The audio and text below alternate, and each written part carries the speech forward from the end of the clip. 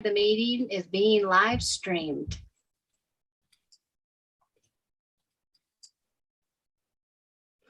Check. Cool, yeah, we're live.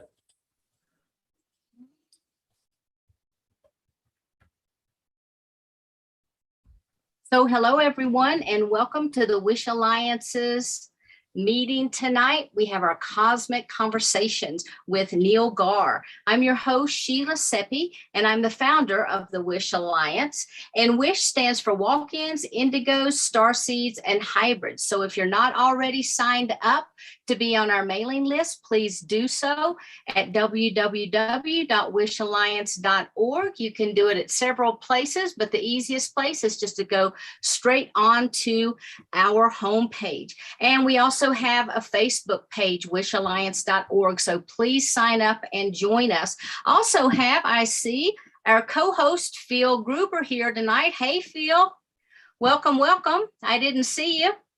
So I want to thank Neil, because Neil is a giant in the field of conscious promotion, and he's worked hard to create programming so that the world can increase in their vibratory frequency. And what you've created through Portal to Ascension is nothing less than spectacular, Neil. So through Portal, everyone can log in and obtain lots and lots of different programming. There'll be something there for everyone. So please check out portaltoascension.org. Also tonight, do we have Mariana with us? Mariana, I'd like to ask you if you would go ahead and just say a few words about the upcoming workshop that's going to happen, and then we're going to turn it over to Neil. Thank you so much, Sheila. Thank you, Neil. Thank you, Phil.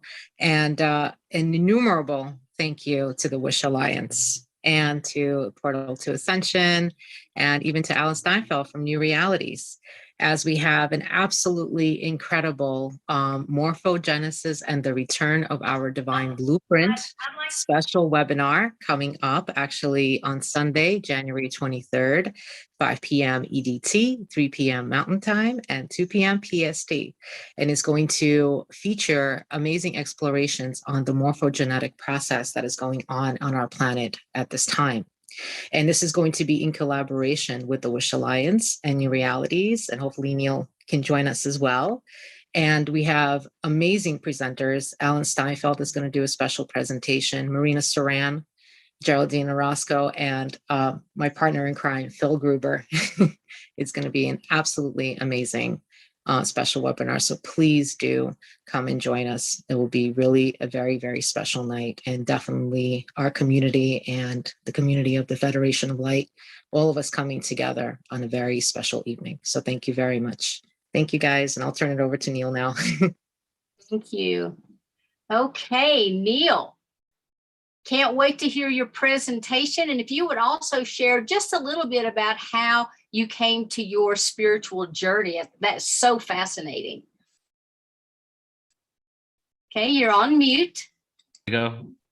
I'm usually the one that tells people they're on mute. So I went against my own policies there. Hello, everybody. So nice to be here with you all. And today it's kind of like a structured freestyle session, because I know what I'm going to talk about. I have a presentation. I haven't even dived into this presentation for around 6 months, 7 months now. But what I'm going to do is I'm going to not only talk about, share some poetry in between, kind of like just go in and out of the information. We're going to talk about some hybrid extraterrestrial awareness, which is right in alignment with the Wish Alliance community. And not only the science of hybridization, the modern awareness of it, but we're going to go back into the ancient past, hundreds of thousands of years, and taking a look at if there's any evidence for hybridization in ancient text. And if we even go into the fact that we could all be ET hybrids, right? We're going back into extreme antiquity. And as a lot of you probably here know and tuning in, is that my favorite topic is definitely ancient history, and actually ancient history and definitely extraterrestrial awareness. But to me, it goes hand in hand, because when we talk about extraterrestrial awareness, we're talking about galactic history. We're talking about millions of years of evolution and, for what we even got, how we even got to the place we are today. So when I speak about ancient history, we're going to be tying it into the hybrid connection. And I love this presentation. I think it's like a 30, maybe a 45-minute presentation, but I like this one because I do presentations on ancient history. I do presentations on galactic awareness and extraterrestrials, but this is one of my presentations where I've had the opportunity to combine the two together. So we're going to go on an epic journey together. So let me tell you a little bit about me first. Again, my name is Neil, and I'm the founder of an organization called Portal to Ascension. My story goes like this. I was born and raised in England, London, UK. I moved to the US when I was 12 years old. I was raised in a Hindu family. So I pretty much, did what I was told. I did follow the rites. I followed the rituals. I even sung bhajans, which are like Hindu hymns, in temple at my granddad's house. He would always have these like ceremonial events over there. And I was like immersed into the community, but I really never had any firm belief. Like I just did what I was told. And what I realized as I grew older is that a lot of first generation Indian kids, parents from India, but they're born out of India, are pretty much the same way as me, that they just do what they're told. They follow the rites and rituals. They even marry into Hindu families and continue the traditions, but they really don't have a firm foundation or belief. And if anything, they're more atheist, or they just following the rituals blindly. And that was kind of where I was until I turned 18 years old. And I went to college at Cal State Fullerton here. Well, not here. I'm in Mexico right now, but in Southern California, in Fullerton, Cal State Fullerton. And all of a sudden I was introduced to a whole world of different people, right? And I'd already kind of had like wrote poetry about universal concepts, black holes, like just sci-fi kind of information that I didn't even know had any real reality to it. And as I started meeting more and more people and researching, I started stumbling onto ancient text.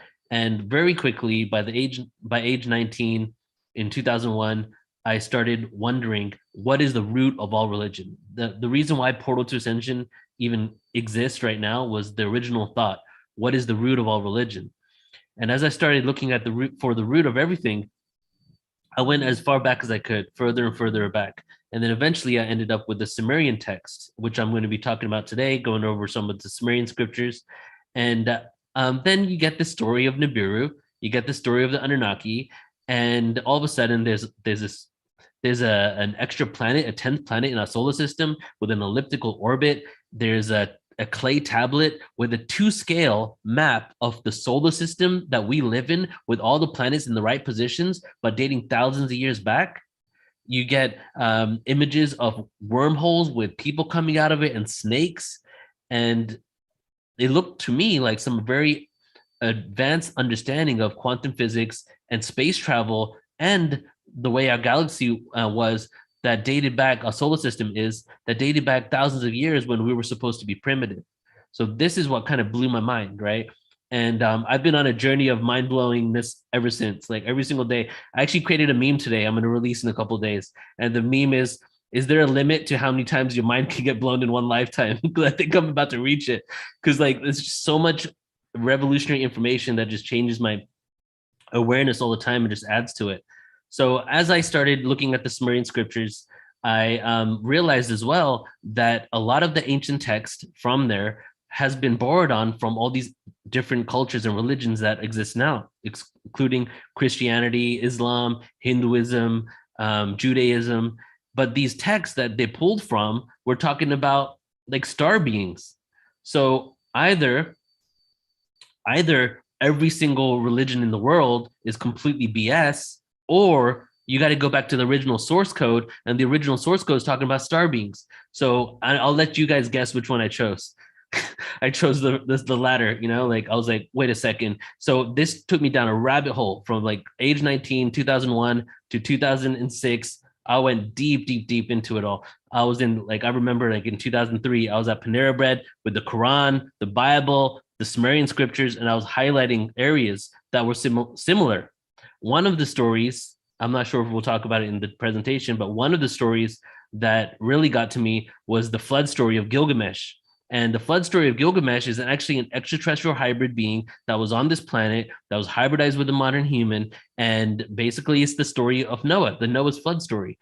And when I realized that this ancient text had Noah's flood story, but then also all these main religions have it as well, I started expanding out of that and realized almost every ancient civilization in the world that was created before 13,000 years ago, before Noah's flood, or have some sort of history over 13,000 years ago, have talked about the same exact flood scenario. It was like a collective trauma that we all went through. That was the one story that really started me realizing that there's a lot of connections in our ancient history. And since then, 2006, 2008, by the time 2008 hit, I was deep into conspiracies. I had gone through bloodline information, extraterrestrials, Illuminati, they're out to get us. And in 2008, I was in 2007, really, I was in a lot of fear. I was like, these elite are out to get us. They're trying to control us. We're on a prison planet. That was kind of my mentality back in 2007 until 2008. And in 2008, I was at an open mic, at my first spoken word poetry open mic. The first time I ever performed, actually, is the day that I had the shift. And my friend was on stage at that time, and he said that, well, he was singing a song, and the song was called My Name is Love, right? And he was just singing the song, My Name is Love. And I was going through a lot at that point. I was really like upset at the elite for what they did to me. Like, it was like controlling my life. And then all of a sudden, like, when I'm like in my head and thinking about like life in general, and he's singing this song, and tears came to my eyes, and I realized that I've been on this journey of spirituality for like 7 years, right? And I was in fear. Like, everything I'm learning is about how beautiful humanity is, how diverse we are, how ancient we are, how connected to everything we are, including each other. But then why do I feel so down? And I realized in that moment, it was August 2008, the month after I got fired as a financial advisor, and the same month I created Portal to Ascension. And then I realized that the missing link was love. And I shifted my perspective to thinking that this is happening to me, to realizing that I'm creating this reality, and I chose to come here to experience this duality so that I could basically get the experiences that I really signed up for. And as I started understanding that, I changed the face. I had a dream 2 weeks later to change my group name on Facebook from 2012 Consciousness, Mind, Evolution, and Presence to Portal to Ascension. And so I changed it. At that time, you had to send an email to Facebook and ask them to do it. And then Portal to Ascension was born, like 2 weeks after I shifted from fear to love.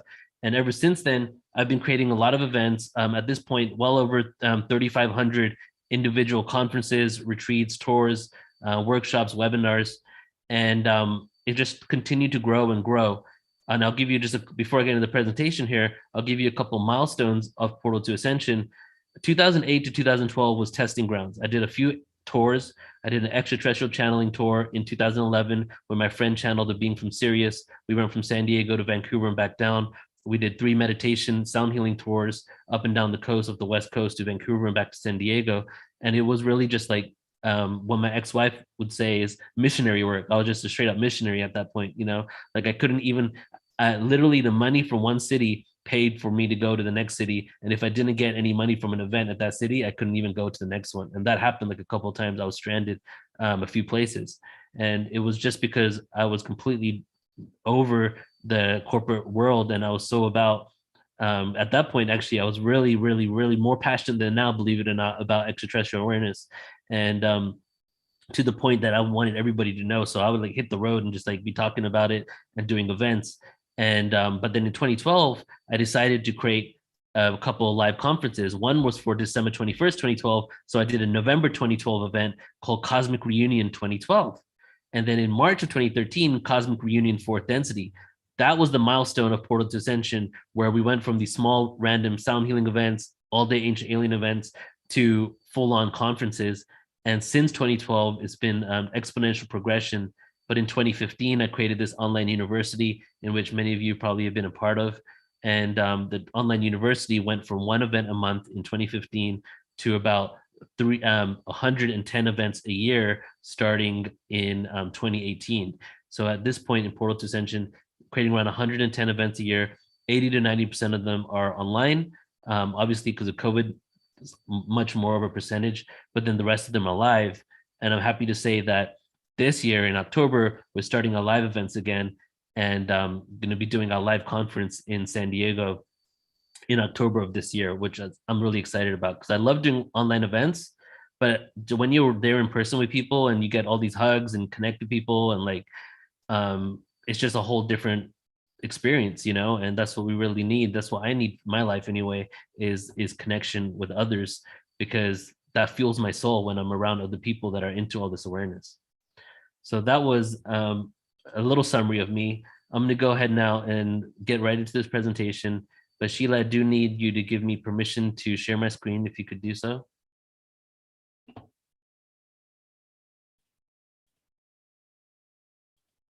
There we go.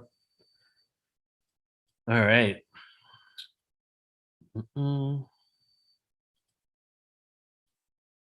What I want to kind of give you a sneak peek about first is what I'm going to be doing this weekend, which is this presentation that if any of you guys are interested, you can sign up on portaltoascension.org. And I've been researching this for hardcore for the last 9 months. And it's called The Truth, the Life, and the Times of Pythagoras, 3 p.m.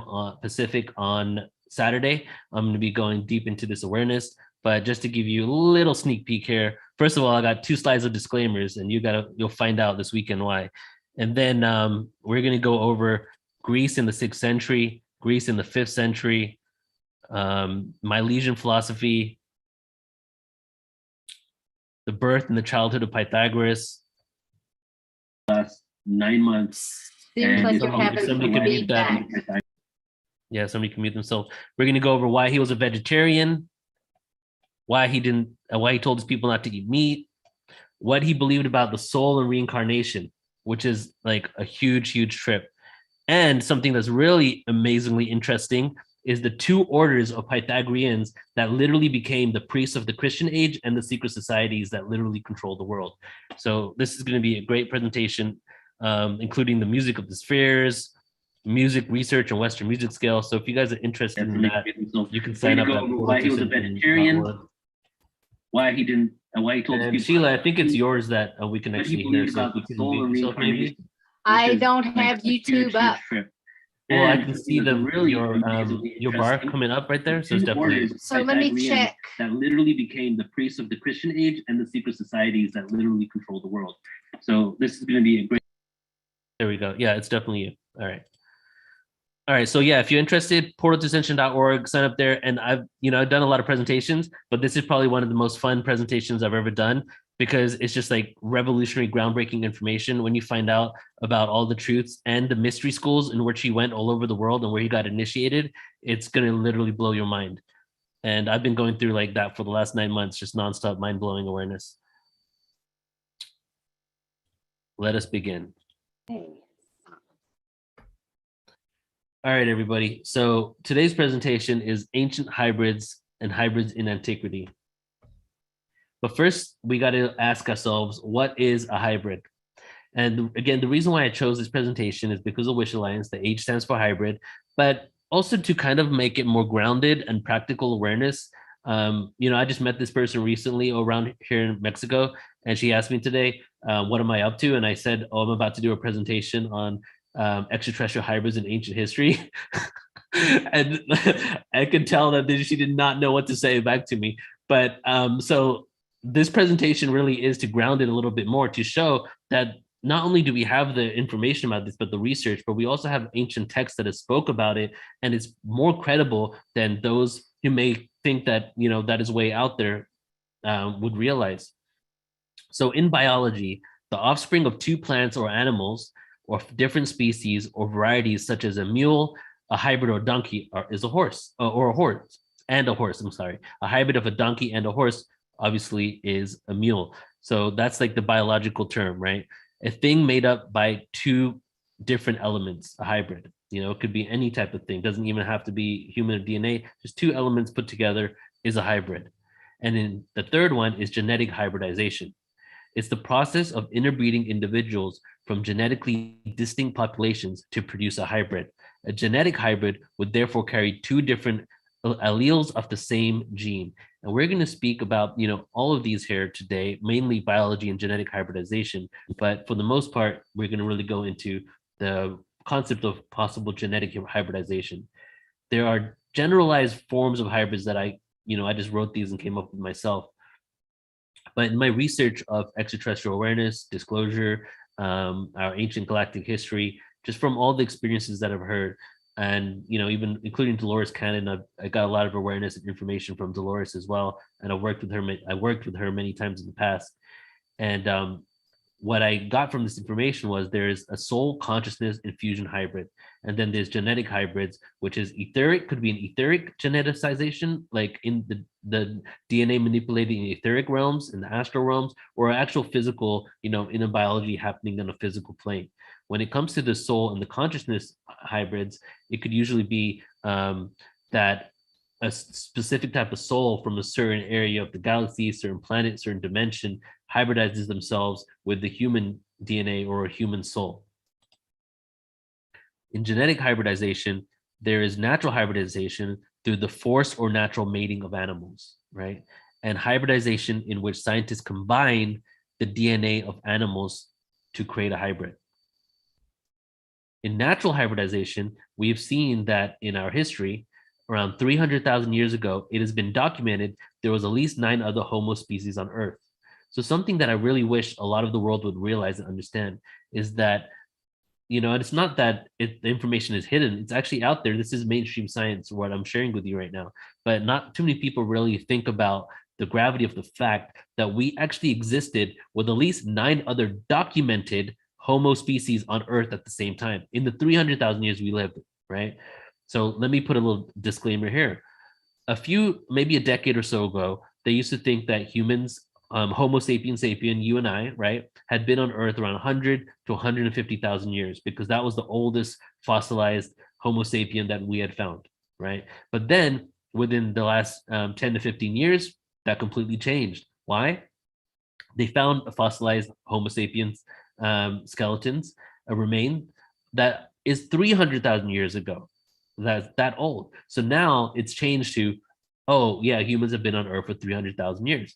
But just understand how funny that really is, because basically every time they find something older, they basically say, well, okay, now we just found the oldest version of this thing, right? We found a 300,000-year-old skeleton. Oh, this must be the first human, the first Homo sapien. So from my research in ancient history, Homo sapiens like ourselves definitely go back further in past. And if you believe in time travel, then there's a whole other ballgame right there too. But definitely at least 300,000 years. Let's just go with a conventional one.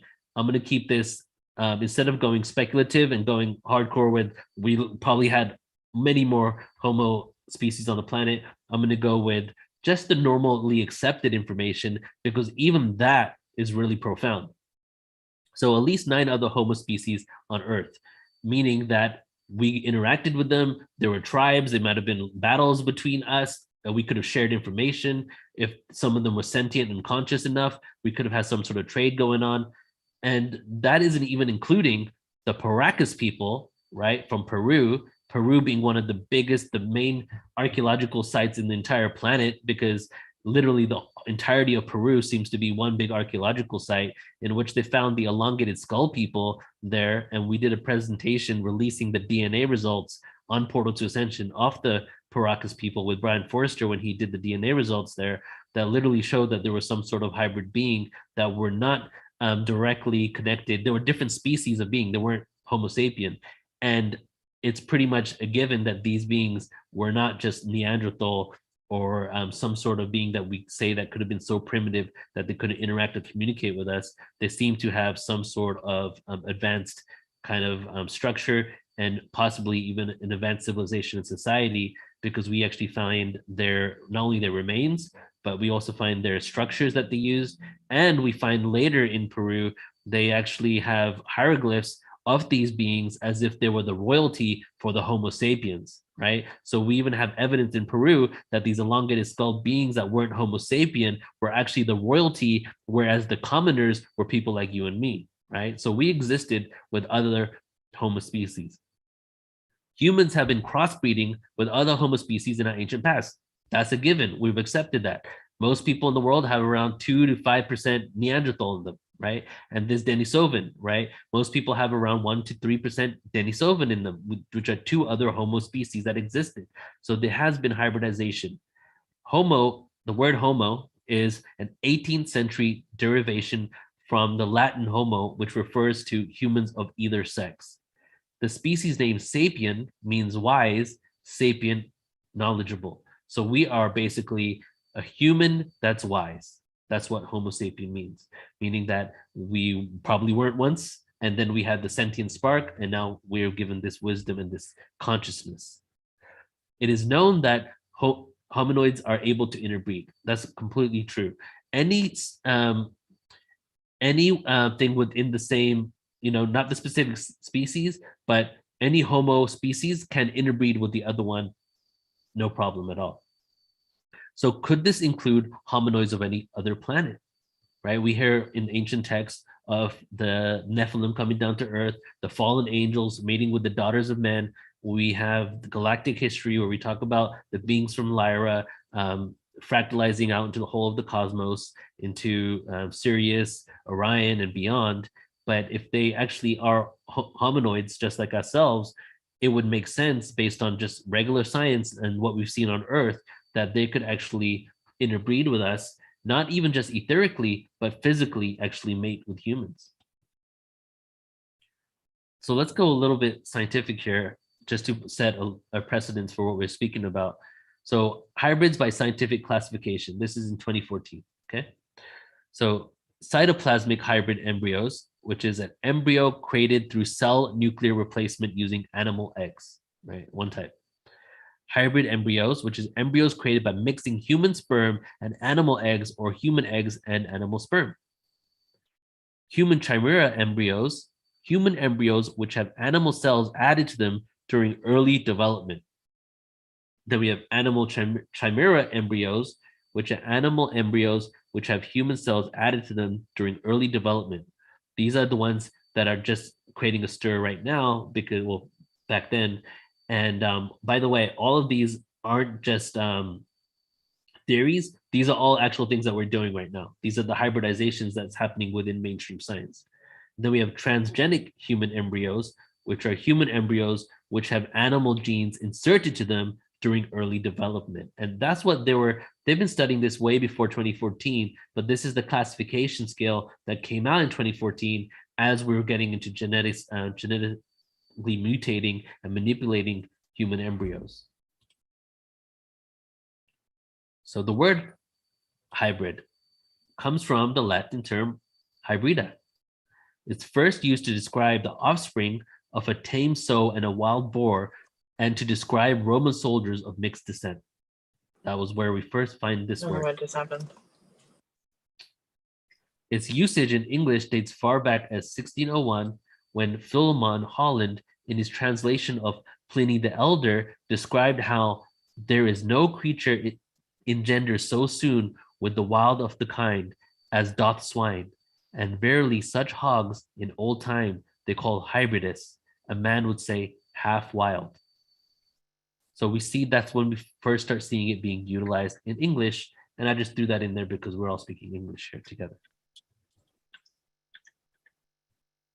The most recent phase in the development of the concept of hybridity happened in context of the emergence of genetic engineering. A key difference between hybrids today and the 18th to 19th century counterparts is that modern discourse, they are perceived as being designed or made or manufactured artificially than produced organically through the natural process of selective breeding or grafting. Scientists today create hybrids, chimeras, and transgenic creatures.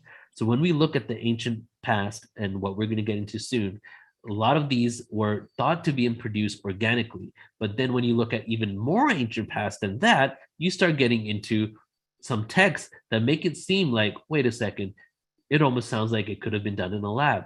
And now we fast forward to modern time, and we're talking about all these categorizations, and not only the ones that I just gave you, which are what we're doing on Earth, these categories right here, but also the fact that ET hybridization programs, in which we've done a lot of presentations on, especially with Geraldine Orozco had an epic 3-hour presentation of Portal to Ascension she did on it, which means that there could be more advanced beings that are utilizing our DNA, combining it with their own or other DNA in order to create hybrids of themselves or other beings.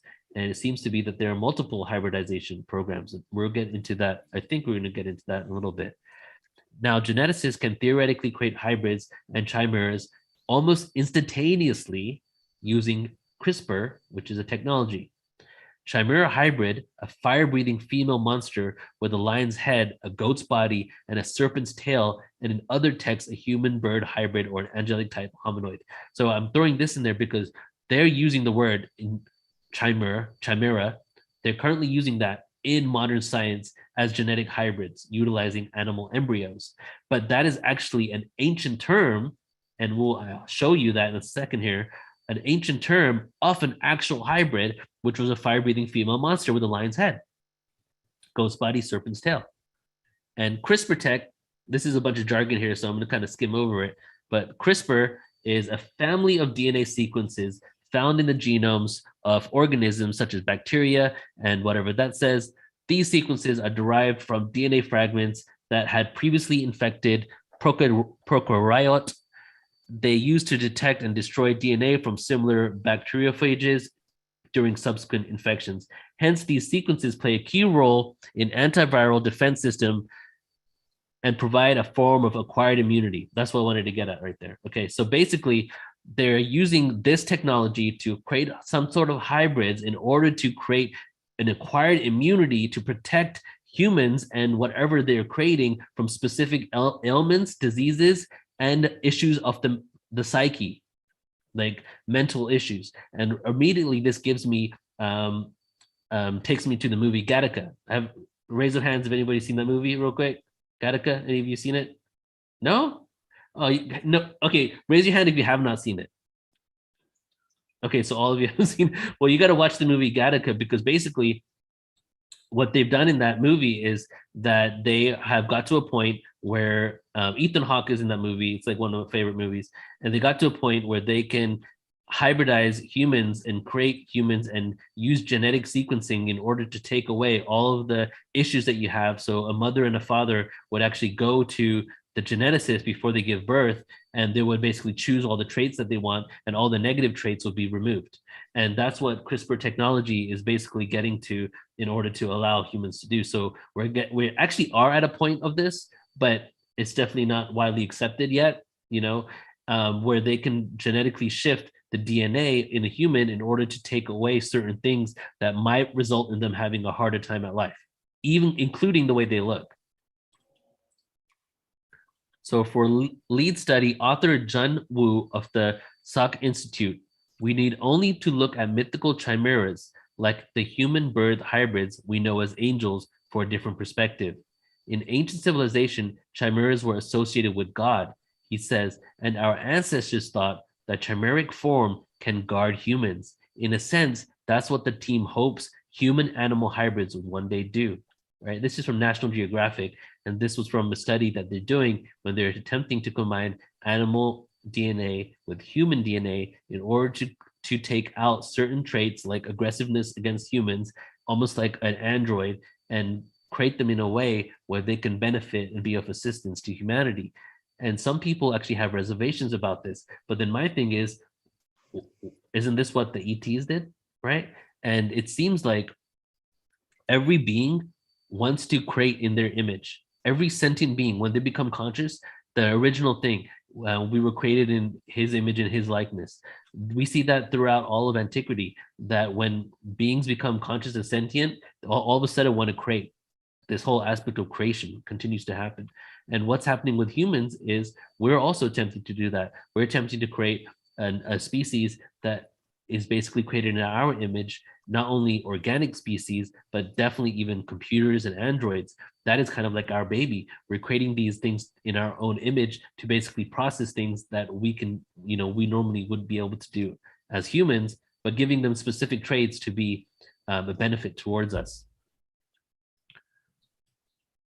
This right here is about the mixed up traits, the mixed up world of animal hybrids. So mating between two species can produce offspring with new colors, shapes, and behaviors. And there is a hybrid bird in the Amazon that has a DNA variation. And let's talk about that hybrid bird for a second here. So deep in the Amazon rainforest, lives two green birds. A snow-capped manakin has a splash of white on its head. The opal-crowned manakin looks very similar, but this species crown can appear white, blue, or red depending on the light. It's like a rainbow. This individual, Alfredo, is a biologist at the Autonomous University of Yucatan in Merida, which happens to be only 2 hours from where I'm at right now. Thousands of years ago, these two species of birds started mating with each other. The offspring initially had crowns that were dull whitish gray, but in later generations, some birds grew yellow feathers. This bright color made males more attractive to females. Those females may have preferred mating with the yellow-capped males rather than snow-capped or opal-crowned males. Eventually, those birds became separate enough from the two original species to be their own species. The golden-crowned manakin, it's the first known case of hybrid species in the Amazon. Usually different species don't mate, but when they do, the offspring will be what are called hybrid. The molecules of DNA in each of the animal cells holds instructions. These guide what an animal looks like, how it behaves, and the sound it makes. When animals mate, the young get a mixture of their parents' DNA, and they can end up with a mixture of their parents' traits. I'm going to break that down in a second here, after we do this slide. If the parents are from the same species, their DNA is very similar, but DNA from a different species or a species groups will have more variations. Hybrid offspring get a more variety in the DNA that they inherit.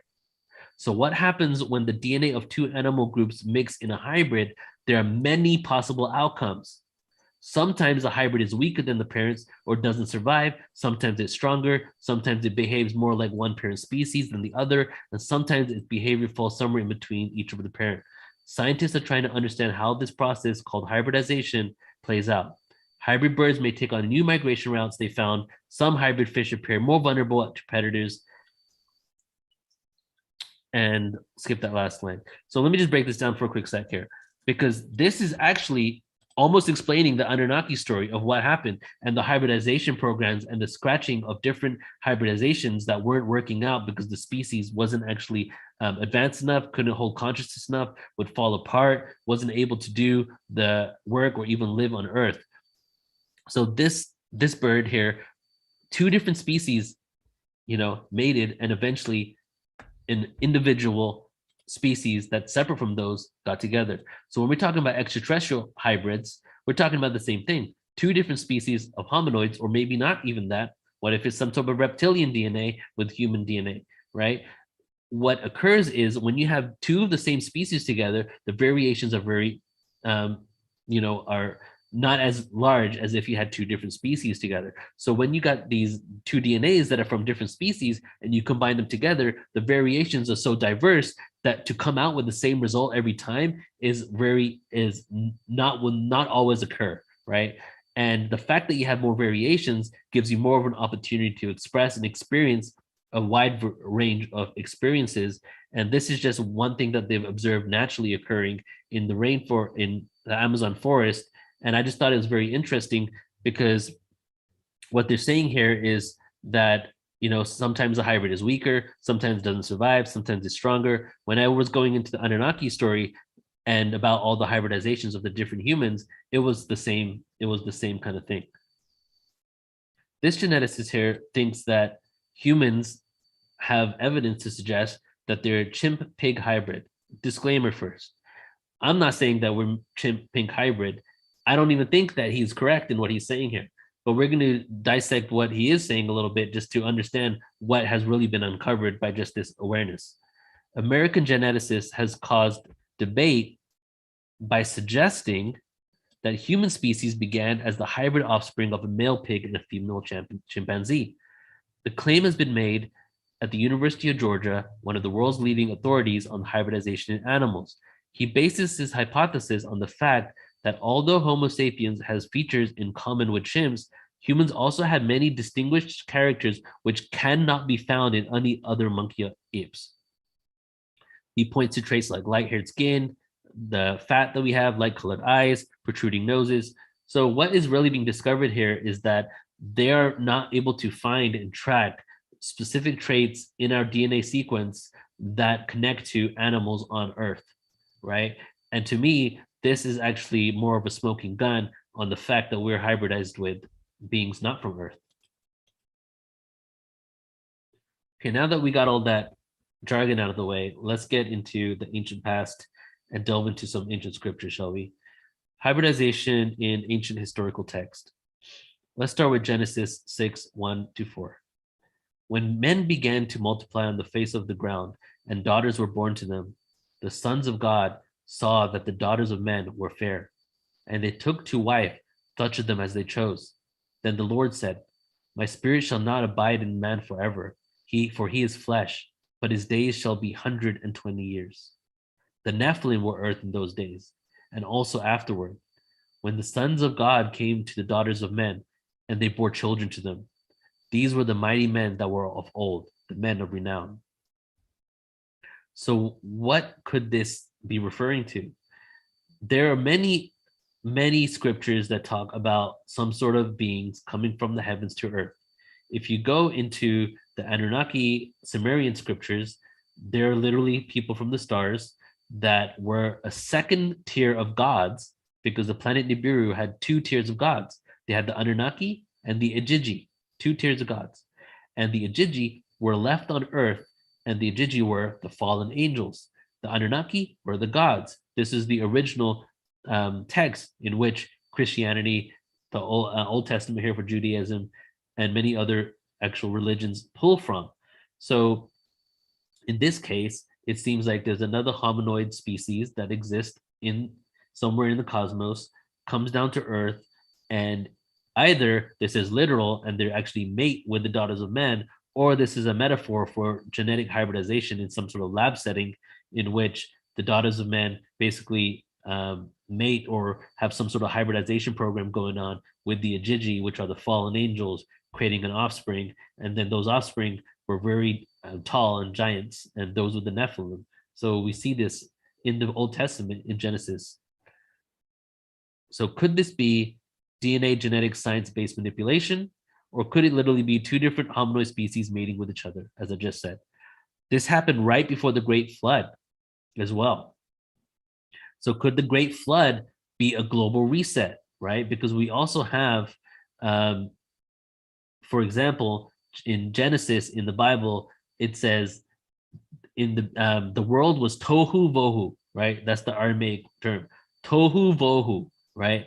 And in English, we've translated it to, in the earth was void and desolate, right? The earth was void and desolate.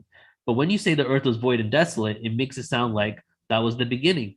So the reason why a lot of fundamental Christians believe that I think it's 6,000 years old, that the earth is only that long and dinosaurs never existed and all that, is because they date back to tohu vohu. And when you look in the Bible and you get that dating, it goes, well, the earth was void and desolate in the beginning, and in the beginning was tohu vohu, and tohu vohu in the Bible says was only this many thousand years ago, therefore nothing else existed before that. But the thing is, tohu vohu was Aramaic, and then it became Hebrew, and then it got changed into Phoenician Canaanite. No, it was Aramaic, Phoenician Canaanite, then Hebrew. The same language kept changing, and the meaning of those words changed as well. If you go back to the original text of Aramaic and you translate the word tohu vohu, it actually means something different. And what does it mean? It means voided and desolated. The earth was voided and desolated, right? So when you translate it from the actual stance of what it really meant, you now have a realization that something happened to earth where there was a global reset. And could that be the Great Flood? And could it have been that there was some sort of hybridization program on the planet that was reset by the beings that had created it? And a lot of this I'm getting from the Sumerian scriptures, and there's other types of, I can go down a whole other journey really in a story to tell you that the Great Flood could have had also something to do with Atlantis and wasn't a great reset, but was some sort of cataclysm that happens at the end of every Yuga cycle. And that's what we're going to get to in a little bit from here. But right now, we're talking about this text, which specifically pulls from the Sumerian scriptures. So let's talk about the Nephilim. The Anunnaki are a group of deities in ancient Mesopotamian cultures.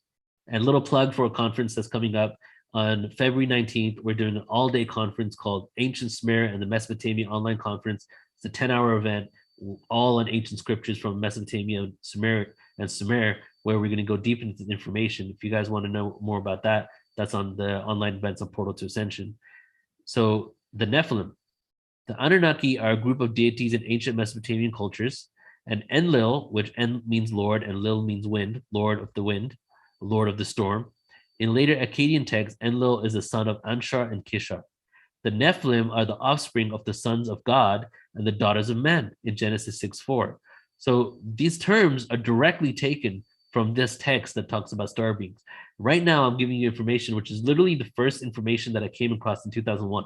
These kind of points right here is what really got me into spirituality and consciousness. And I just threw this in here because it's interesting to note how the translation shifts all the time. And we really need to go back to the original source code if we want to know what the truth is. And that's what I did with the Sumerian scriptures, but there's actually text that predates that as well, in which, you know, I've explored too. But that's the word with tohu vohu. Another word would be Elohim. Like you've probably heard the word Elohim. It says that Elohim created us in their image, and the Elohim created us in his image and his likeness. You know, that's pretty much the Old Testament. The Elohim created us in his image and his likeness. But the Elohim in Aramaic actually means goddesses. Not only one plural, it's plural, but it actually is plural of the feminine. The goddesses created us in their image and their likeness. But over time, that shifted as well. Another example, the word El. We use the word El in Spanish, right? El this, El that for masculine. Well, if you go back far enough, El was actually a feminine term from Elohim that literally meant goddess. So here we go. We saw the Nephilim there. We seemed like grasshoppers in our eyes and we looked the same to them. Then we change it to, we even saw giants there. And we take out the word Nephilim completely from this next one, right? And then the King James Bible, which is one of the most manipulated Bibles on earth. And there we saw the giants, the son of Anak, which come off the giants. We were in our own sight as grasshoppers, and so we were in their sight. So now that we're on the concept of Sumeria and the Sumerian text, let's go a little deeper into ancient Sumer. There are many versions of the origin stories, and the Babylonian text does not have one distinct origin story in them. The Sumerians date back to around 4000 BC, right, in the heyday. And then we have the Babylonians around 2000 years later that actually took over that same area. They had the same deities, same gods, but a lot of things shifted, and some of the names shifted, some of the myths around them changed as well. I mean, 2000 years, a lot of things changed. The origins of humans are described in another early second millennia Sumerian poem called the Song of Ho. In this myth, as in many other Sumerian stories, the god Enlil is described as the deity who separates heaven and earth and creates humankind. Humanity is formed to provide for the gods, a common theme in Mesopotamian literature. According to the Sumerian story, Enki and Nima, the Igigi, right? And I don't know if you remember, I just said that earlier, burdened with the toil of creating the earth, complained to Nama, who was an Anunnaki, the primeval mother, about their hard work. She in turn roused her son Enki, the god of wisdom, and urged him to create a substitute to free the gods from their toil. Nama then kneaded some clay, placed it in her womb, and gave birth to the first humans. This is the origin of the hybrid story of the Anunnaki. When a lot of people talk about ancient Sumer, many people know about the Anunnaki, especially in the spiritual community. But what people don't really always realize is that the ancient text talks about two god races that both came from Nibiru. There wasn't one god race, there were two. One was more spiritually advanced than the other. The Ijiji was the other. The Ijiji were the workers, the commoners of this other planet. They weren't, it's not like they were treated bad or slaves or anything.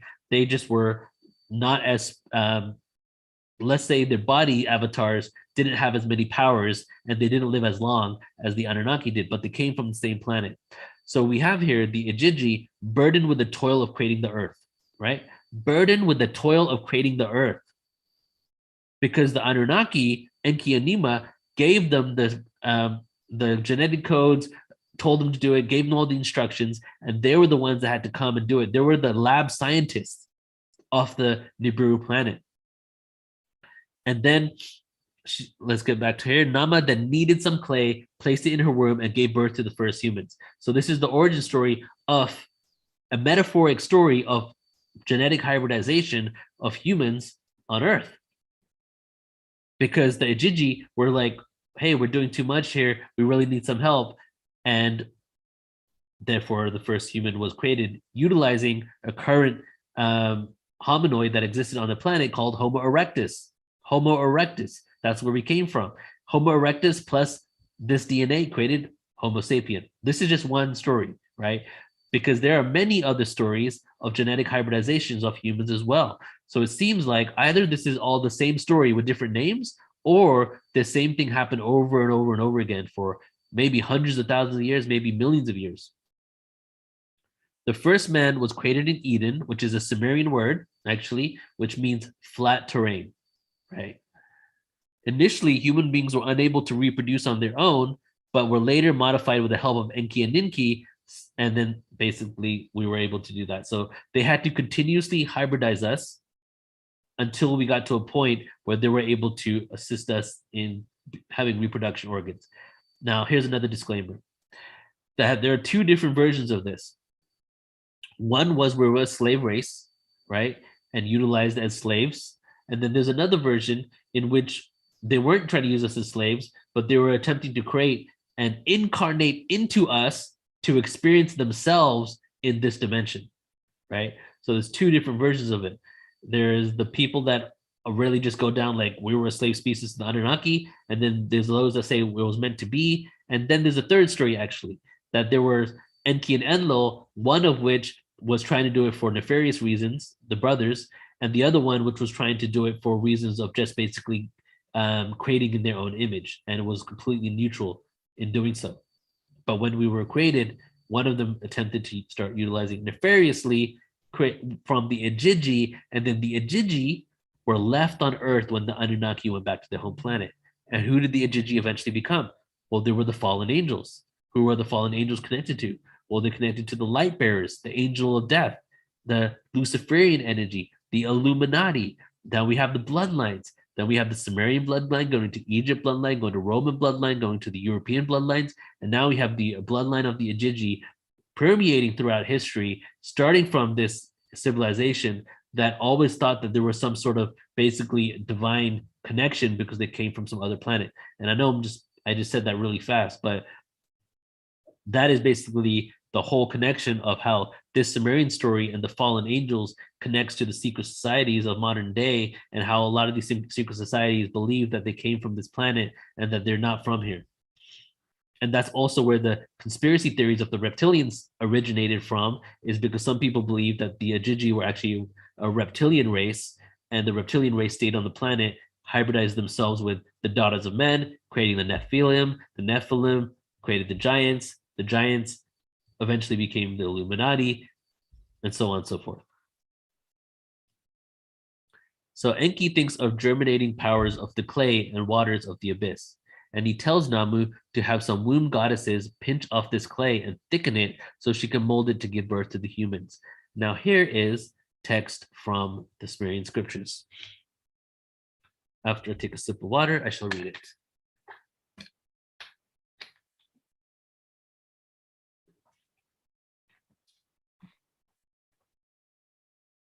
Mix the heart of the clay that is over the abyss. The good and princely fashioners will thicken the clay. You, Namu, do you bring the limbs into existence? Nima, earth mother or birth goddess, will work above you. The goddesses of birth will stand by you at your fashioning. Oh, my mother, decree it's the newborn's fate. Ninma will bind upon it the image of the gods. It is man. Without the sperm of a male, she gave birth to offspring, to the embryo of mankind. This whole entire thing could warrant a 30-minute presentation itself to break it down, but I'll do it in a few seconds here. So basically, when we see clay as a metaphor in many ancient scriptures to talk about the birthing of something, right? And now we have the obviously Nima, the earth mother or birth goddess, right? Birthing goddess will work above you. So we have this whole above kind of maybe a space kind of connection there. The goddesses of birth, right? Female energy again, will stand by you at your fashioning. Oh, my mother, decree it's the newborn's fate. What is the newborn's fate? Who is the newborn? It's man. It's us. But without the sperm, miraculous conception, the birthing of a virgin birth of humanity, she gave to the offspring the embryo of mankind. This is the story of Garden of Eden and Adam and Eve first being created. This is where the text originally started from. But as you can see, it's feminine all throughout. And it was a miraculous conception, a virgin birth. But that's even might be metaphoric because maybe it was some sort of laboratory experiment. And I'm just throwing that out there, but there's definitely a lot of information and text that actually make it seem like it's some sort of actual scientific thing that's going on. And just to go here real quick and show you this list, we see that I just showed you just one scripture right there, right? And because I can't go over all of them, I'm just showing you this Wikipedia page. There's literally a Wikipedia page on the list of hybrids in folklore, right? Because there are so many of them. And many of these actually seem to have some sort of connection to the Anunnaki story or some sort of global reset that occurred over and over and over again when these hybrids weren't doing well, that they didn't come out the way whatever was creating them wanted them to come out. We have Toro hybrids, we have human goat hybrids, we have human bird hybrids, human fish hybrids, human snake hybrids, right?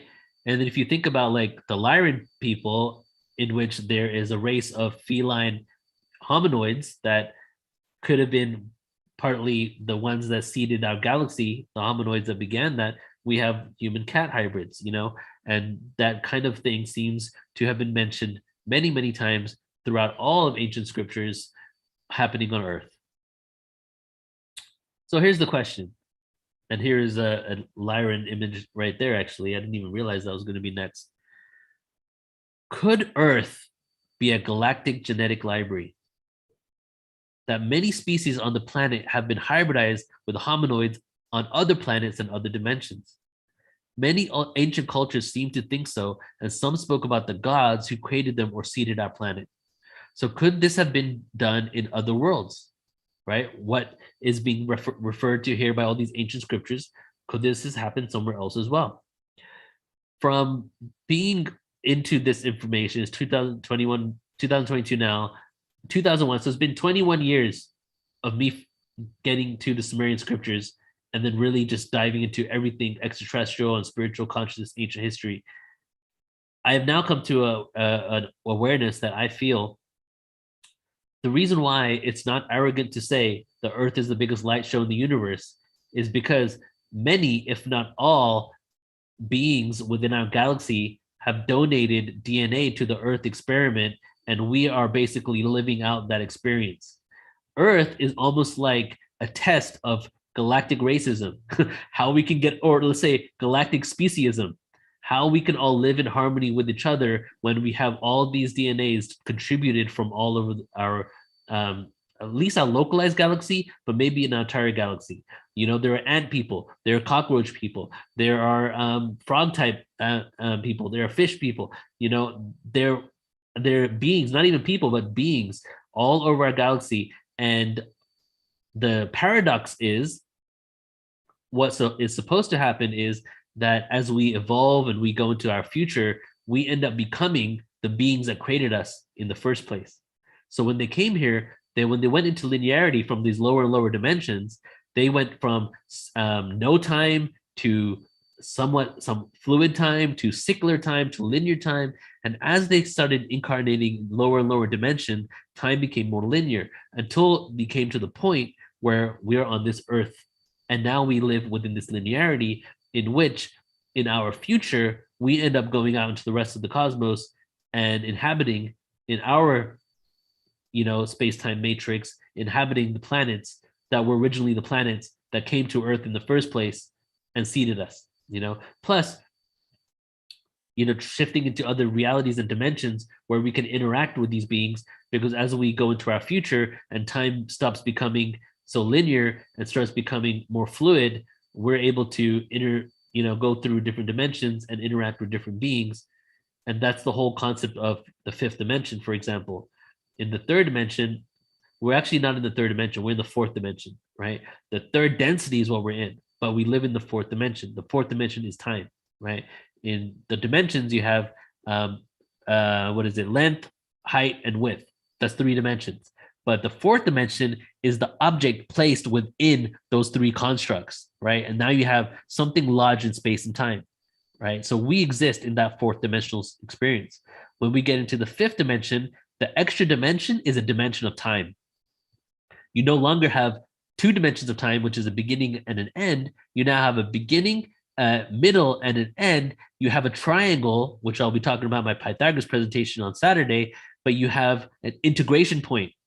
And the whole concept of why we were seated in the first place was to create a Garden of Eden, a 5th dimensional paradise in which there could be an integration point that we can live in peace and harmony after all these dualities that we'd experienced in our incarnational cycles within our galaxy. So Earth was originally meant to be like this, a Garden of Eden. So now what our eventual goal is and ultimate reality will be is shifting out of this karmic cycle so we can get to a point where we get into the integration. And the integration is that 5th dimensional reality, which is only the beginning, because then we get to a point where time no longer even exists in our reality, right? As we completely transcend dimensions.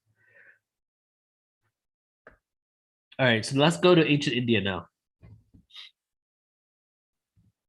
In ancient India, we have something called Naga, which in Sanskrit means serpent.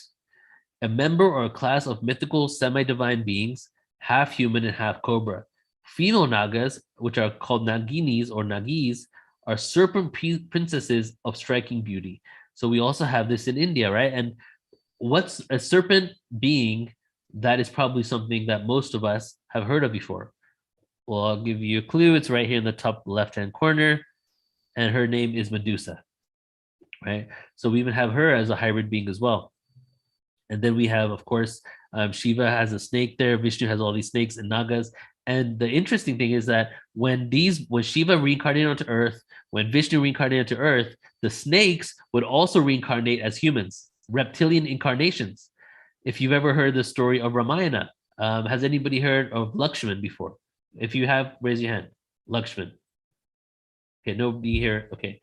So the story of Ramayana is that Vishnu came down to Earth and reincarnated as Rama, and his wife, which is right here, his goddess wife, also reincarnated, and she came down as Sita, right? And this was at a time in the ancient past where there was some sort of demonic energy on the planet that had manifested in the name of Ravana. And Ravana had this whole entire compound and fortress that was on the island of Sri Lanka. And Rama and Sita reincarnated onto Earth in order to basically help the planet get rid of this demonic force. But Shiva, the one of the 3 in the Trinity, was really, really great friends with Vishnu and didn't want Vishnu to do it alone. So Shiva reincarnated. Who did Shiva reincarnate as? Hanuman, the monkey god. So Shiva came down as Hanuman, and Hanuman, Shiva, and Hanuman, Ramayana, Hanuman, Rama, and Sita all went on this quest, starting in Hampi, India, in order to go to Sri Lanka after being banished into the forest to conquer Ravana and bring peace and tranquility to the world, especially after Ravana had kidnapped Sita and taken her to the fortress. So there's a few things here. First of all, Hanuman was actually a hybrid human, a monkey type of human that coexisted with regular Homo sapiens on that planet at that time. And then secondly, the incarnation of Lakshman, that was Rama's brother, was one of the serpent snakes, the reptilians, reincarnating into a human body on Earth. Okay, that is the story. And then if you go even deeper, this is the story that's also connected to the Anunnaki story in Sumer, right? See how it's all connected there. And here are some human hybrids of ancient Greece. So you take a look real quick. This is actually from a video game. The video game did it really well. Centaur, human serpent, human tree hybrid, Minotaur, of course. Oh yeah, we can't forget the mermaids. I'm sorry, mer people. Got to be politically correct, you know, with the mermaids.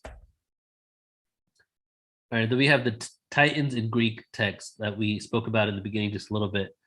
The first generation of Titans were the direct descendants of Gaia, Earth, and Uranus, Heaven, who originally gave birth to 12 Titans, 6 males and 6 females.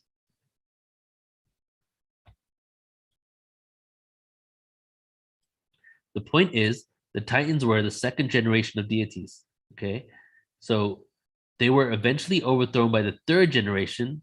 The giants, Gigantes in Greek, were a race of immortals born from the blood which fell to earth when Kronos castrated his father, Uranus. So right here we have the same connection to the Anunnaki story, which are the fallen angels come down to earth, right? The blood of the angels came down to earth.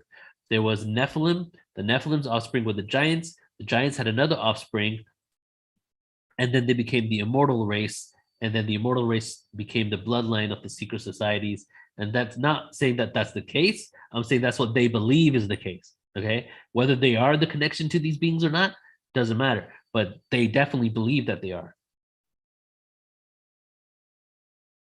And here's a list of giants in mythology and folklore. So there's two things that you see in almost every single ancient culture is a flood story and giants. Celtic mythology, Greek, Roman, Hindus, Norse, Shinto, so much more. So in the book of Enoch, there's a list of the leaders of the 200 fallen angels, since we're on that conversation of the fallen angels right now. These are the fallen angels who allegedly commenced in unnatural union with human women. In so doing, their actions resulted in hybrid offspring, and they allegedly taught humans the forbidden knowledge. Okay, so now we have an increased awareness that these beings had when they came down to earth, and they taught humans their forbidden knowledge. Some also listed in the book of Raziel, the Zohar, and the book of Jubilees. Side note, Raziel, Archangel, Angel, Michael, Raphael, El, right? The El, Elohim. They were all offspring of the Elohim. The Elohim being the goddesses, these original beings were actually not male or female at all. These fallen angels were kind of like a hybrid of them. But then, or as time progressed, we started utilizing this term when patriarchy took over the planet, and we started dubbing all of these beings as masculine. In the Hindu text, there are accounts stating that humans grew to the size of giants during the Satya Yuga. Right? And I'm actually in a course right now in Ananda College on the deeper look into the Yuga cycles, in which there's a lot of amazing information there. And I'm going to show you briefly the cycles, the Yuga cycles. And then in Jainism, we have, according to the Jains, there was a time when giants walked upon this earth. Jain cosmology, which is an offset of it's a religion that sprouted from Vedic texts as well. So Hinduism and Jainism. Jainism did not come from Hinduism. Jainism also came from Vedic awareness. It was its own path, but they both came from Vedic scriptures. According to Jains, there was a time when giants walked upon the earth.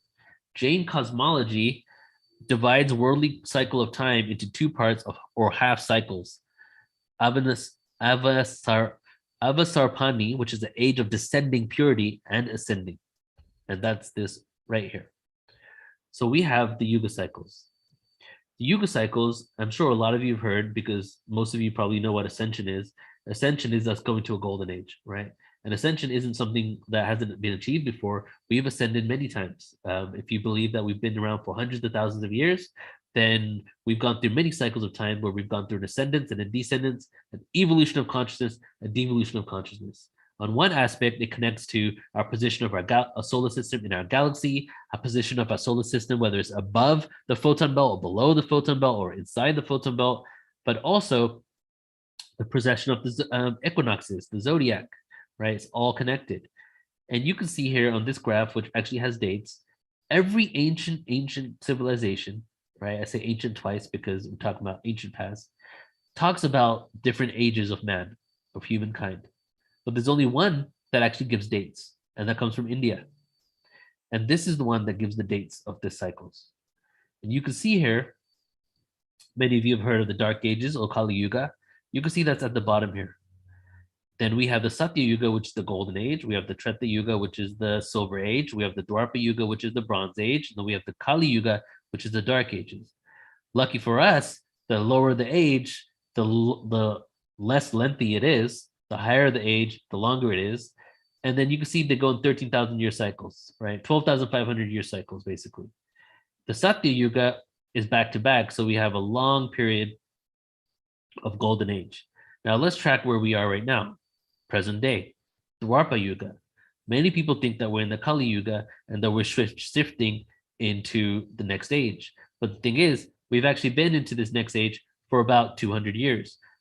However, what occurs is at the end of every single cycle, end of every single age, there's about a 200-year transitory phase in which we shift our consciousness into the next age. So we shifted out of the Kali Yuga in 1700, and around 1900, we went into the Dwapara Yuga. A lot of times when ages shift, there's a lot of things that occur on the planet. In the lower ages, great wars occur, intense wars, right? For example, World War I, World War II. This whole century, we had a lot of wars, right? A lot of globalized wars with extreme warfare beyond anything that we could have ever done in our recent past, right? Now, let's go back around 13,000 years to the Satya Yuga, right at the top of the Satya Yuga right there. This is actually also the end of the last ice age and the end of Atlantis, when there was a great flood, Noah's flood occurred, and there was an asteroid or meteorite that hit the planet and created a huge flood and cataclysm that has been documented by conventional science. It's already given, the end of the Upper Dryas period. So when this occurred, we were already in a golden age, right? So when we were in the golden age, we were on our way down, descending, but then some sort of cataclysm happened in which many of the ancient civilizations, many of our ancient scriptures and texts were actually destroyed and lost because of this cataclysm. However, humanity was still at a higher level of consciousness. At this point, a lot of the descendants of these great civilizations, including Atlantis, started going all over the planet and taking their awareness and information to all these ancient cultures. They took it to the Americas, and then also Egypt was being formed at this time. And I need to say this about Egypt. Egypt is actually not the original name. That was the name given by the Greeks. The original name is the land of Kemetic. And the way it's spelled is KMT.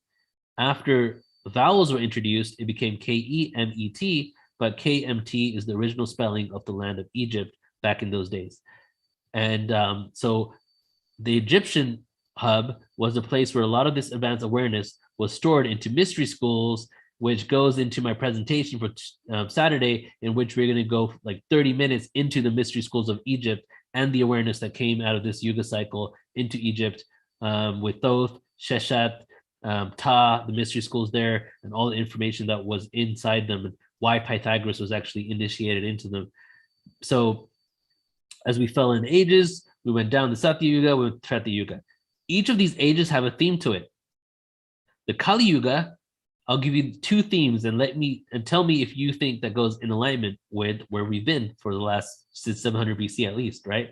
The age of authority, the age in which we give up our power to authority, and we forget our sovereignty, and the age of delusion, right? That is literally the theme for the age. The Dwapara Yuga is the age of energy and sovereignty, right?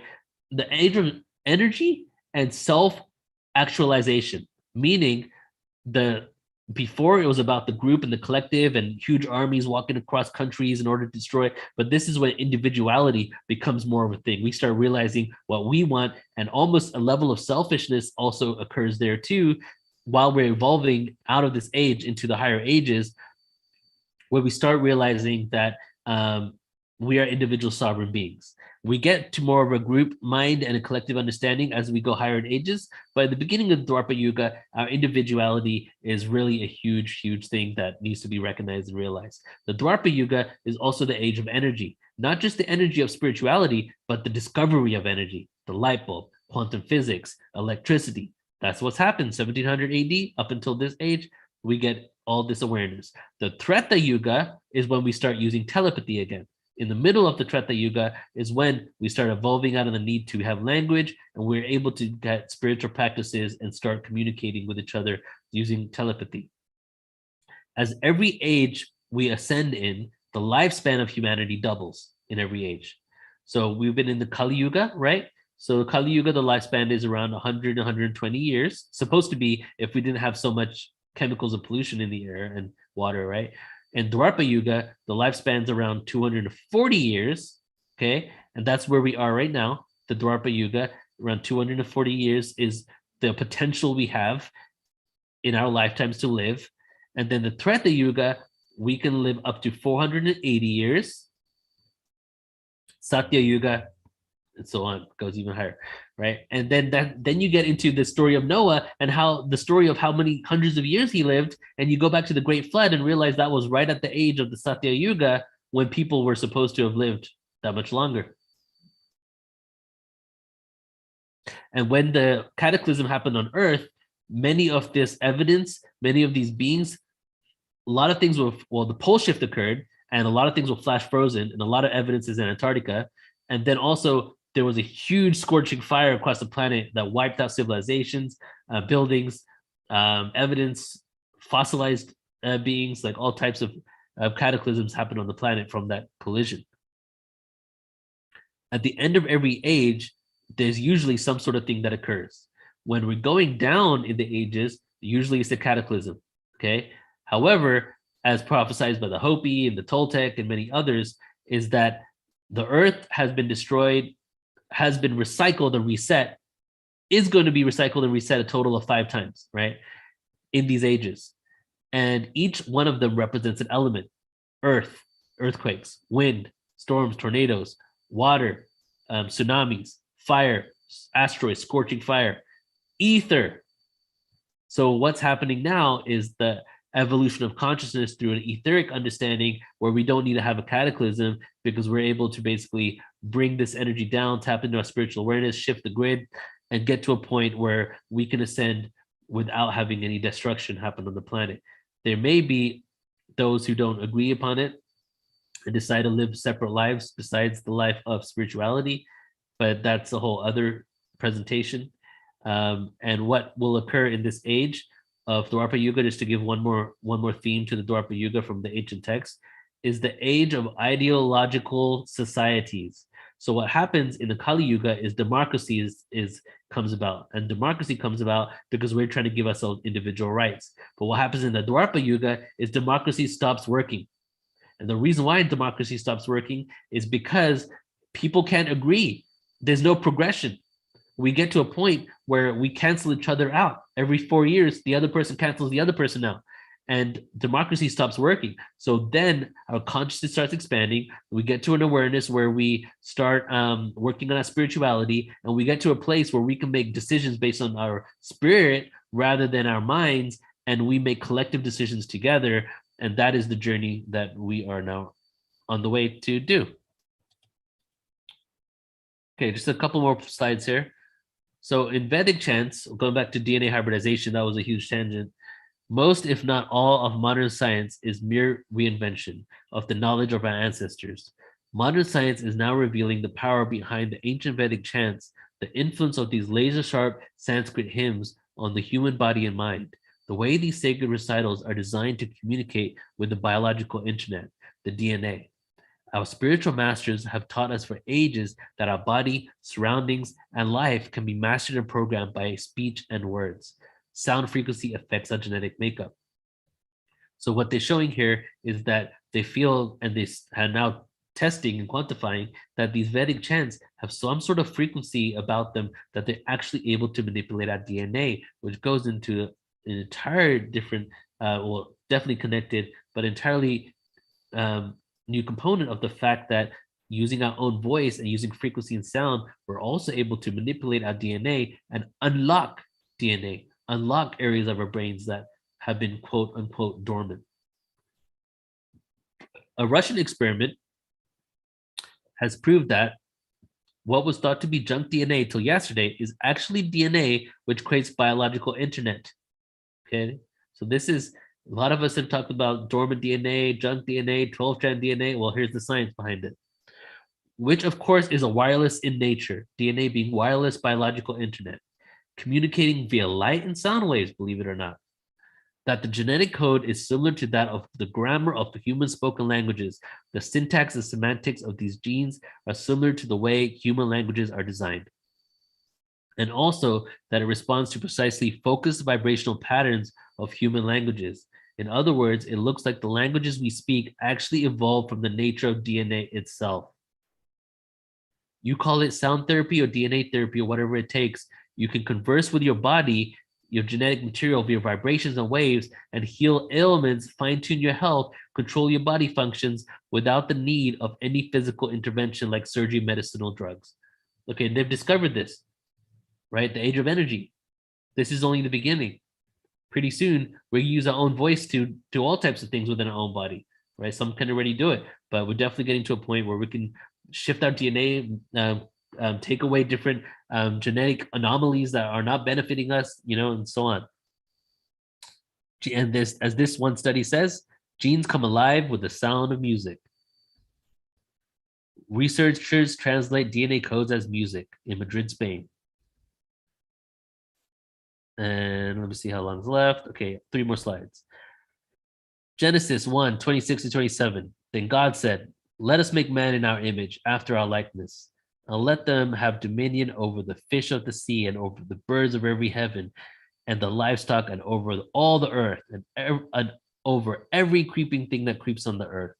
The Sumerian version, Ninma will bind upon it the image of the gods. It is man, which equals the two opposing views of creationism and evolution, right? So one, we have creationism, that we were created by God and it was like 6,000 years ago. And then we have evolution, that we evolved over many, many years. But actually, the truth almost always lies somewhere in between. We were evolving as a regular species, and then something happened. Darwinism has one anomaly, okay? The one anomaly is Homo erectus became Homo sapien in a matter of months. We were evolving, and that's what happens within scientific communities. If there's 1 or 2 anomalies, it's swept under the rug because people don't want to be ridiculed and lose their jobs in the community, right? That's one of the reasons. Another reason could be more nefarious, right? But this one anomaly within evolution actually changes the way we think about humanity in general. And there was some sort of thing that occurred to Homo erectus where they became Homo sapien in a very short period of time. So by the politicization and the religious suffocation, I think I made that word up, by the politicization and the religiousification of these beliefs, we are unable to see the middle ground. So we're in this world of duality and extreme opposites. Every side is on one side or the other, but it's really, the truth really is in the middle ground. And that's why I like doing what I do with Portal to Ascension, because we always try to see, what is the commonalities between it all. In ancient Egypt, ancient Egyptians describe the Watchers as the tormentors exacting great tortures upon them. Most likely, they're describing the hybrid offspring who we know ravaged the earth with their unsatisfiable appetites. They defiled human man with the introduction of animals.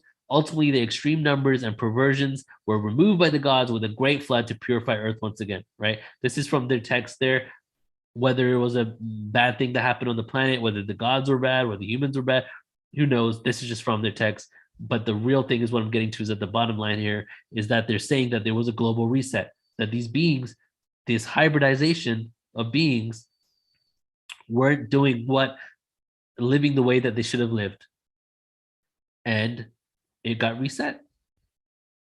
Humans seem to have been obsessed with hybridization and various possibilities of genetic expression since the beginning of documented scriptures and ancient texts. Some of these are most likely pure mythical creations, and some could be actual occurrences or speaking of the existence of hybrid beings that used to live on Earth. Through multiple cataclysms in our ancient past, much has been completely wiped from existence and may never be rediscovered within our linear reality. That's why we all need to understand how to tap into the Akashic records, guys. So what does it all mean? Hybridization has and is going on a level that we can quantify and speculate on just by observing the way species are created and the fact that we know humans can interbreed with each other, right? From the story of humans, not meaning Homo sapiens, meaning any hominoid.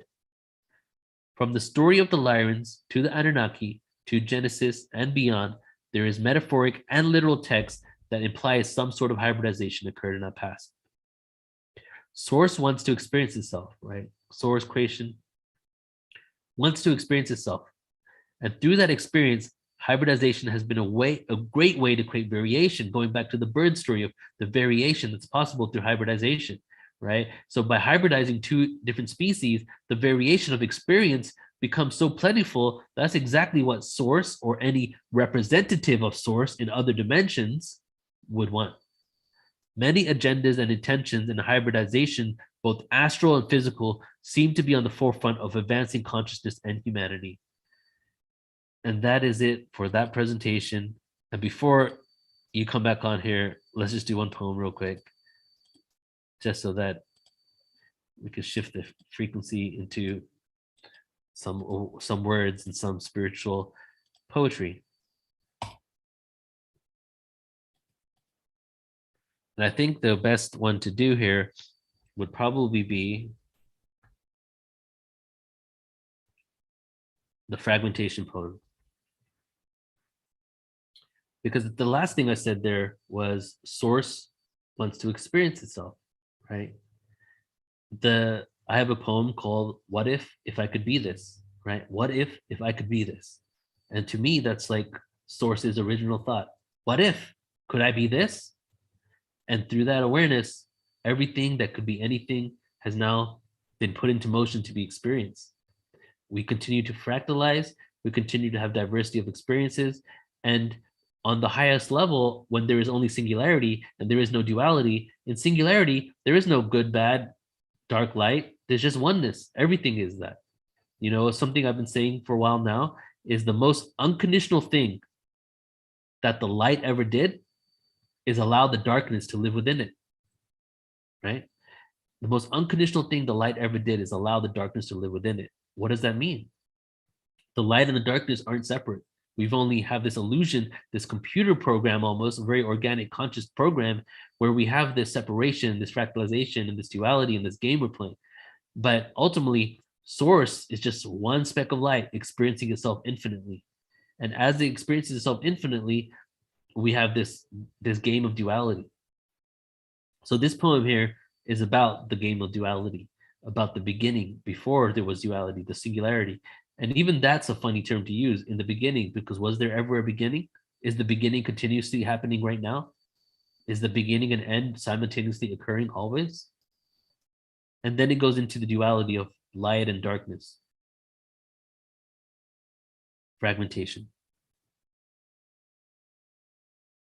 In the beginning, there were no words, no concept, no winning, no place, no time, no description, no label, and no finishing, until awareness became conscious of itself, separation from the source, no east, no west, no south or north. Not to mention, there never existed a dimension or ascension or physical lessons except for the 0 point. There was no Christ to anoint. Singularity, energy, frequency, raised vibrationally, paradoxically into limitation of what only the 5 senses can see. No linearity, no anarchy, no galaxies, no nebulae, no jobs, no nature, no materialism, and no political lies, until darkness finally fragmented from the light, using free will to see through the night. The darkness. I take the anxiety pill, full of fright. In my bed, insecure for the conspiracy that might take over my mind, control me with a chip inside, scared and full of fear. That is the reason why we're here. To the star system of Arcturus I stare, and I recite my cosmic prayers. Self-empowered, the fabric of victim consciousness I tear. The light. The destination has already been chosen. It's the journey that counts. Every day we transcend, no doubt, living in the now, realizing it's a projection of a co-creation of our own subconscious mind, channel energy through the heart, remembrance of the divine, take apart my ego and restart my life in every moment. I'm going home, traveling across the black intergalactic ocean. I took the psychedelic potion and now I'm awoken. And now I'm awoken. To the streets we take the spoken word. Fly high, levitate the God inside. I'm free like a bird. Cosmic oneness integrating in my being, a full spectrum being, in alignment with the purity confined in ranges of frequencies inhibit what we are seeing. I shift what I choose to believe in, fuel my light body for the ether I'm feeding. Fuel my light body for the ether I'm feeding. And that's my presentation, everybody. Wow. That That was was awesome. amazing. Absolutely amazing. Thank you. So, Neil, where do you think we go from here? I mean, I know we've talked a lot about everything. I mean, from the beginning, and you connected the dots so beautifully, but where are we going? We got nowhere to go but up. That's what I'm thinking. That's true. That's true. Like, to me, there's enough scientific evidence in regards to the way our galaxy is shifting and the solar system, and the energies of where we are, the actual places we are in the galaxy, the Yuga cycle awareness, to realize that we're on an upturn. But what happens in a place where we're going through shifting from this dualistic expression of huge density is that in order to basically be the caretakers and deserve to even be the ones that are living in peace and in Zen and all the stuff, we have a lot of traumas that we need to release, not only from this life that we're currently living, in which literally traumatized every single day sometimes from certain things that are going on, so the way that our bodies work, but we have past life traumas. And then on top of that, we don't even remember all these lives that we've been traumatized from, which we're living out in this reality, right?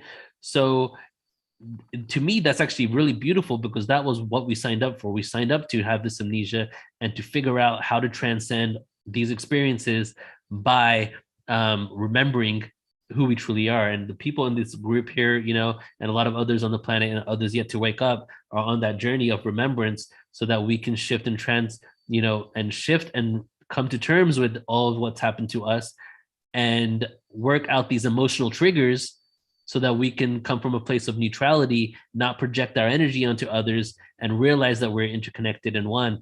And you don't even need to have remembrance of all your lives to shift from that. Sometimes it's as easy as exhaling out. Sometimes it's as easy as going to a sound healing event. But the reason why I'm hopelessly hopeful, that's like my term that I came up with, I'm hopelessly hopeful, is that I feel that no matter what happens, the eventual result for humanity is going to be a beautiful one. And even if you look at all the ancient texts that talk about the turmoil that's going to happen on Earth, let's just speak of one. Let's talk about Revelations, right? If you look at Revelations, for example, even in that text where it talks about the chaos coming down and the multi-headed dragon and the horseman and all that stuff, what's the last few lines? The meek will inherit the earth. And even if you look at the ancient Krishna text about Krishna coming down, and in the text about Krishna, he's supposed to come down and chop heads off. That's like one of the original things, but that's a metaphor for something that's going to happen to us, where we're basically chopping off our egos and remembering that we're all the Christed beings, that we all have Christ consciousness within us. And that goes even into the story of Jesus, that we basically he was teaching us how to be our own messiahs, and that's what's going to happen now. Is the age of the guru is over, and that was the Kali Yuga, and the age of the self guru is the Dwarpa Yuga, and the self guru means that we get to a vibratory frequency where we're able to tap into this awareness and get our own information and downloads rather than having to rely on some sort of authority figure to give it to us. So that's kind of like a long answer to your question there, but I feel that no matter what, everything's going to be good. Awesome. See, we've Mhm. got Mariana that has a question for you. Go ahead, Mariana. Neil, that was first I want to say that was one of the most deep core soul rooted presentations I've ever had to experience. It was like I went to college. It was like I went to university. That's funny. But you know something, it wasn't college, it wasn't a school, it was a soul DNA remembrance. And that is what you took us to. You DNA activated, but also gave us the portal to remembering. And that is what I am grateful for. And I realized why I thought of doing and felt the guidance to do the morphogenesis workshop and the webinar, because you touched up on so many of those concepts today, because the morphogenesis process is exactly what is encapsulating our planet. But what is it? It's our returning to our divine DNA blueprint, our original source blueprint. And so I wanted to have Neil, maybe he could say a word or two about the morphogenesis process to add to his absolutely. This was the most brilliant presentation I've ever had in my life. So thank you. Wow. Thank you so much. So are you talking about the whole metamorphosis of our DNA? Yes. And what that represents? Okay, yeah. Yes. So, when I first started getting this awareness, and even as early as 2003, 2004, I would hear people doing 12-strand DNA activations and talk about a dormant DNA, right? So it was there at first. And, even though I was completely way into just like, I believed a lot at that point because I was being open to it all. I also had a very scientific mind, and I wanted to figure out, if there was any reality to it. So I did a lot of research on DNA, and there's definitely DNA strands that are technically dormant. But then in the last couple of years, they started finding out that a lot of the DNA strands were actually activated. And as I showed in one of my slides, they were being activated through vibration and frequency in music. And they were responsible for protein synthesis to communicate with the other strands. And also that these strands were actually telepathically through frequency communicating with each other, which to me just shows that the concept of our DNA is much more intricate than we ever thought it was. And not only is that DNA activating, but that really connects to our whole brain. And how they've always said that we only use a certain percentage of our brain, right? That it's been said that we only use 10% of our brain, but around 20 years ago, that shifted to 15% of our brain. And it's not like we only use this part of our brain here. We use all of our brain. It's just not fully functioning, right? We use the left, right hemisphere, frontal lobe, and all of that stuff. So what happens when you actually do plant medicines and are in deep meditative experiences, they're able to put EEG machines, on your head and study the frequencies that are coming from your brain. And they realize that these specific frequencies, meditations, and plants are able to activate parts of your brain that are usually dormant. And people get all types of insight alongside with that. So I feel that it's pretty much a given at this point. And even though in 2 presentations, I've talked about DNA sequencing, I've only done like maybe 30 minutes altogether on it, but you could really probably dive deep into it for 3 hours and create a whole presentation on the evidence behind the fact that our DNA is much more complex than we even think it is, and has components of it that we're only now understanding, right? But to me, the smoking gun really is the vibratory aspect, because we're all vibration. What is a dimension? Like, let's be very simple here. Let's say that we have 1,000 hertz frequency, right? 0 to 100 is 1 dimension. 100 to 200 is 2 dimensions. 300 to 400 is the next dimension. Like, I'm just throwing out arbitrary numbers, right? So these frequencies, as they start affecting our body, also affect our consciousness and our DNA strands, and things start to activate on certain levels. We exist within a certain bandwidth of vibration.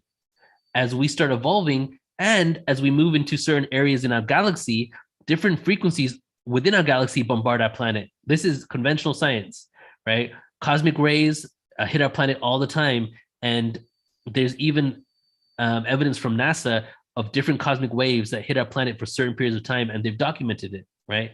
So as this occurs, a different frequency vibration is affecting our body. So to think that we would just continue in the normal way when it's completely that external reality is affecting us, but paradoxically, our external reality is only a manifestation of what's within us, right? So we're literally like, you're the only thing that exists, and everything outside of you is you. So you are literally manifesting the universe and the galaxy in the way that your internal world looks. But on the paradoxical level, that creates an external reality that then reflects back in you and affects you at the same time. You know, so to give you an answer, there is no answer. There's only like information, you know, on like that makes me feel that there's definitely something going on. And if somebody says to me, hey, no, we can't be, that's BS. You can't have 12 strands of DNA and there aren't dormant strands of DNA and music doesn't affect it. Now we're at a point where we can actually show studies that actually prove that that is incorrect. Hopefully that answers some of what you're asking, Mariana. Thank you, Neil. That was absolutely phenomenal. Thank you. It answered a whole lot. I truly do agree with that. Thank you. Okay, let's see. Barbara, I'm going to come back to you in just 1 second, if you don't mind. Susie had her hand up, and then I'll come directly to you. Okay, Miss Susie. I've only been with the Wish Alliance for 4 or 5 months. I've been with Neil for a few years. I'm sorry, I'm crying. Whenever Neil talks, I do have to counsel everybody. Play it back at half speed, and then you can get way more out of it because it's so much. It's just, I'm just so grateful, Neil. And your poetry touches me. I hope you make that give access to your poetry and where we can purchase it or something, because I mean, you just have touched me so deeply every time you talk. But I do have to tell you, I have to play it again and take notes. And it takes me like 8 hours to get through an hour of Neil's stuff. It's just so packed. Thank you, Neil. Thanks, Susie. I really appreciate you. And thank you. Like, I've seen you, I didn't even know. It's been what, 5 years now? 4 or 5 years? But Yeah. You've literally almost been in every single event we've done. I can't help not. It's my home. Like, it's my home. You're like probably one of the largest supporters of the work that we do. So I'm like, I really, really, really, really appreciate you so much. And I love you. Every time I see your name in the room, it makes me smile. So thank you. Thank you so much. Oh, thank you, Susie. Okay, Miss Barbara. Yes, well, Neil, I am just absolutely blown away with all that you have learned and presented. It's absolutely magnificent. I'm totally amazed, and I thank you. Also, toward the end of your presentation, you were adding a word of hope. At least that's how I took it, a word of positivity. And I just want to say that there are those who are in the know, allegedly, and who say that there are extraterrestrial groups that are really trying to not just do all of our work for us, but to assist humanity in so much of the untruths and the control and so forth that's going on currently. So not only that, we're getting that help from outer space, but we're also getting it from those who are called the white hats here among humanity. So even though currently and for a long time, there's been so much control mechanism going on here and domination here on Earth, I see a big ray of hope that there are those who are working maybe not out in the limelight. You know, we certainly don't know about this in the public media, but behind the scenes, so to speak, there are these really good forces here and from space that are helping us. And of course, we've got to help ourselves. That's a big part of it. So just wanted to add that to the positive note that you gave with all of this. And again, Beautiful. I just thank you, Neil. You are a fantastic human being, much Thank more you. than a human being, I think, included on being an incarnated human being. But you've come from a much larger sphere, I think, than just humanity. And what you bring to us, what you give to the world is really remarkable and absolutely wonderful. I thank you. Thank you, Barbara. And if any of you don't know, Barbara was actually the headliner at my first live in-person conference in 2012. So we've been connected for quite some time, and I appreciate Yes. you and your friendship, and just like knowing you, and the fact that we connect and you say yes to pretty much everything that I invite you to. Right. I Because really appreciate everything you put on is so excellent. Yeah. That I'm really, really pleased to be part of that. Thank you. And to add to what you said, like, I completely agree too. And there's a few things there, like, well, the quarantine, right? The quarantine, I believe, is over, that we're able to interact. I believe in the whole meet them halfway concept, that we need to shift our frequencies enough in order to be able to really be open to asking for the assistance. And also the ultimately, the darkness works for the light. The experience that we have been given here has been the experience we needed.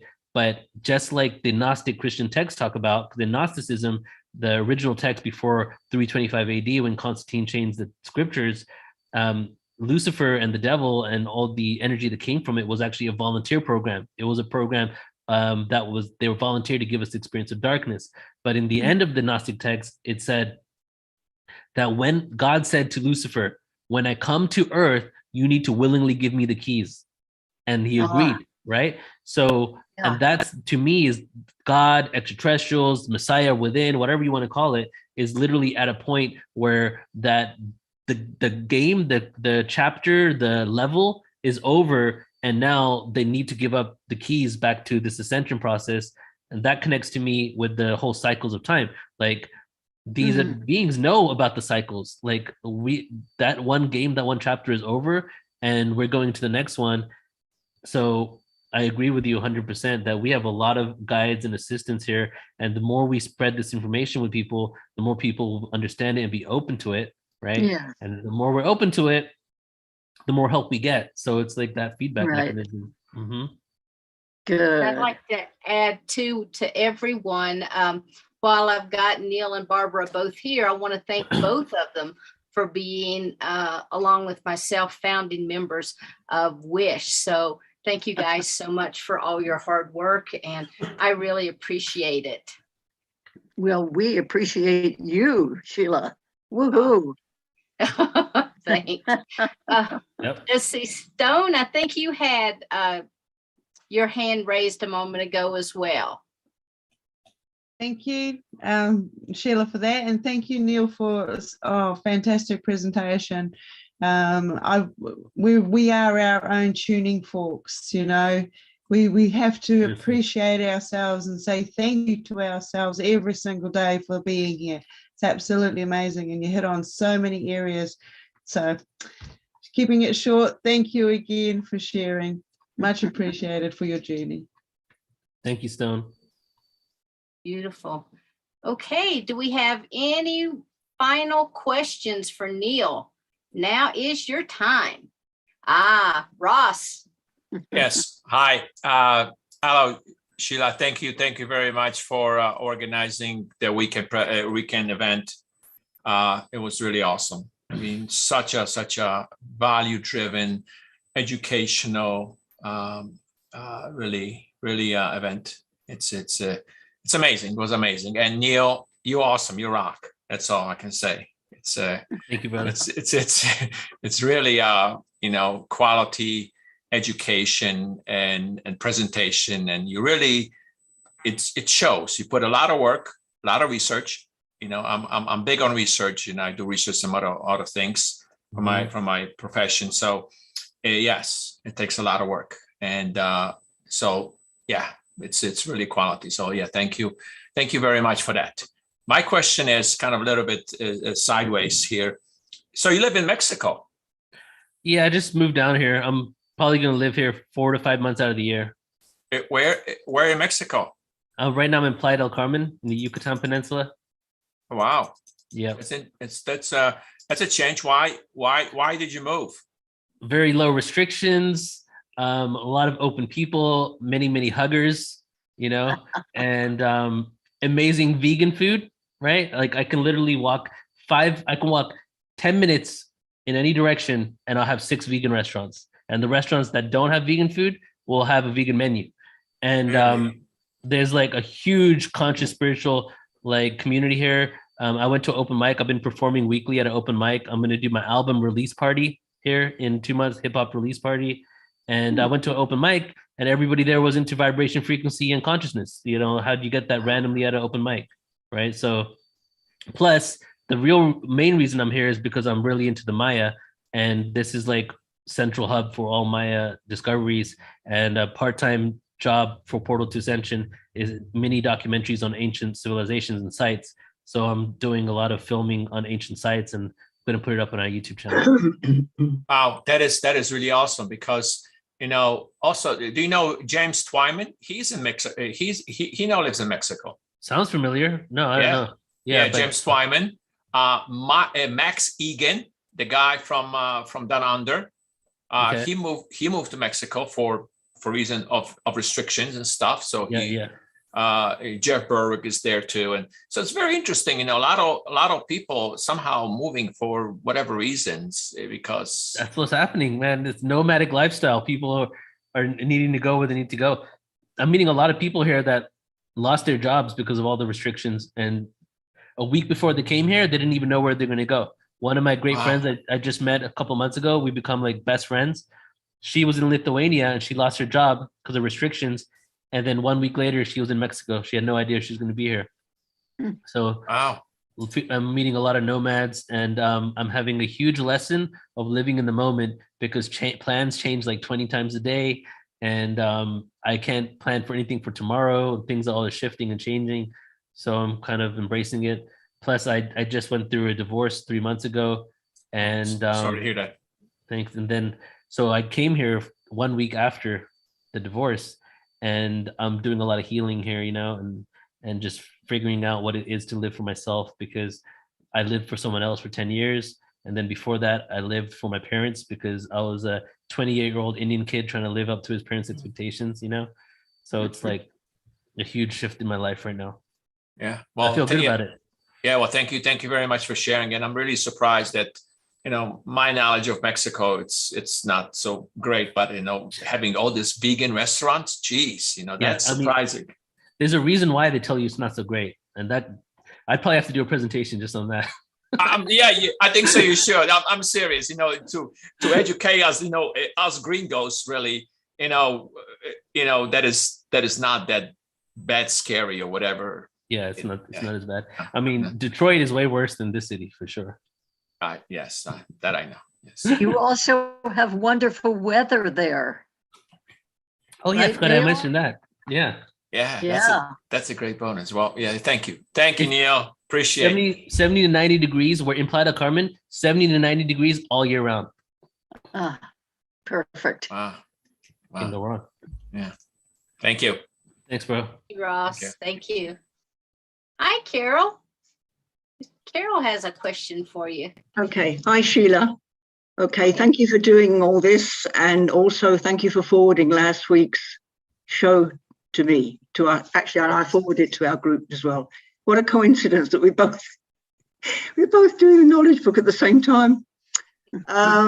Okay, Neil. Okay. I've been to college and university, and I think you should have an honorary degree for doing this. I can't imagine how this would go down, the conventional universities, right? But eventually it will, right? Yeah. Excellent. You could teach me a lot. I mean, I've done some presentations on Wish Alliance, but you could certainly teach me a lot about doing presentations. Excellent. Top of the line. But and years ago, I went to Cancun, and I think they torn down part of the jungle and made an airport. You know, and yeah, I don't, you know, I'm not sure whether I agree with that about the environment, but yeah, Cancun at the time, everybody had a job. All the Mexicans had a job in Cancun at the time. Yeah, so it was a great time, good memories. Yeah, Cancun, I can't really do Cancun. It's just too exploited at this point.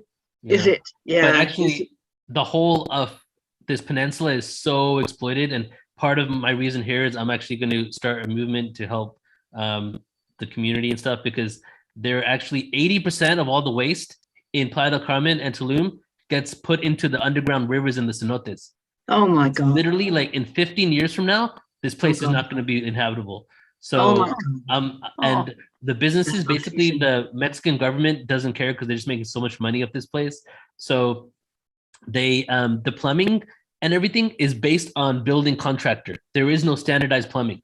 So a lot of times they're just dumping your waste right into, because Yucatan has the biggest underground fresh lake and riverbeds in the entire planet, right? That came from the asteroid that destroyed the dinosaurs 65 million years ago, right? And basically there's something called the mangrove that gets rid of all the waste and everything, but they're getting rid of the mangrove, and now all the waste is going directly into the cenotes, and it's pretty much going to destroy this whole environment. There's this huge landfill in the middle of the jungle, right? It looks beautiful. You won't even notice it. It's hidden very well. So there's this documentary called The Dark Side of Tulum, if anybody wants to watch it. And I'm going to start connecting with local businesses, and I'm trying to get local businesses to donate a certain amount of money, like very little, maybe like $5 a month, in order to create some sort of agency that is responsible directly for making sure this waste doesn't get into the water, things like that. I have a huge connection to this peninsula because I was definitely a Maya in multiple past lives. Like when I first came to the Yucatan, I wanted to kiss the ground. Like when I go to ancient sites over here, I literally just sit on a pyramid for hours. Like it's the most connected I've ever felt. So I feel like part of my mission is to help this place. Because when I was there, I think I remember the artesian well. I mean, when we went to Tulum, we were told don't put sunscreen on or sun lotion on. Yeah. Because when you go diving, you could just could kill the fish. Yeah, but they were that careful back then. I'm shocked to hear about it, Neil. They still say that for the cenotes and everything, but no one really knows that 80% of all the waste is going down there. It's just a lack of awareness. So a lot of people come down here for spiritual awakening and everything, but they don't do the extra research. And as you can tell, I'm a huge researcher, so I like to know everything about where I'm at. And just because I know everything where I'm at, I even know how they dispose of their waste. But most people don't realize that. So it's just people need to be aware of it. Normally just very large corporations come here and they just want to make money, and it's the bottom line for them. It's like they don't want to create a plumbing system. They just want to dump their waste in the water so that they can basically make as much money as they want. Gosh. Right. Yeah. I'm in a company now called On Passive, and we're going to launch pretty soon, and we're sharing the profits, so I can send some cash down your way, Neil. Yeah, it's probably going to be like 6 months or so. I'll probably start the process of that, and I'll let everybody know. It's perfect, right? But the presentation, I've never seen it pulled together.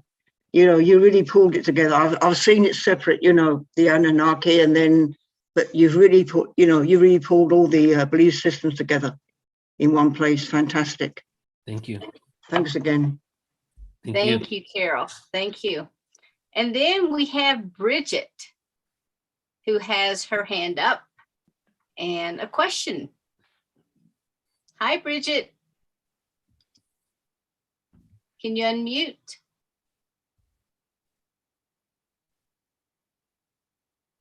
Oh, I know she was having some connection problems. She's unmuted. Okay. Hi, Bridget. Can you hear me? Yes, we can now. Thanks. I don't know. There we go.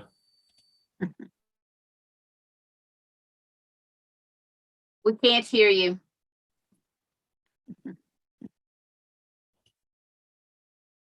Yeah, Bridget's been having some odd internet issues tonight as well. She's doing a great job helping to cast this presentation out over Clubhouse. So thank you so much for Oh, that. nice. Yeah, she's been doing that for us every Thursday. Bridget. Yeah. We'll see if she comes back. Yeah, okay. Does anyone else have a question? Kind of winding things down. Before we Bridget, close are you out, I back? want to show the presentation for this weekend if anybody wants to join Sure. in.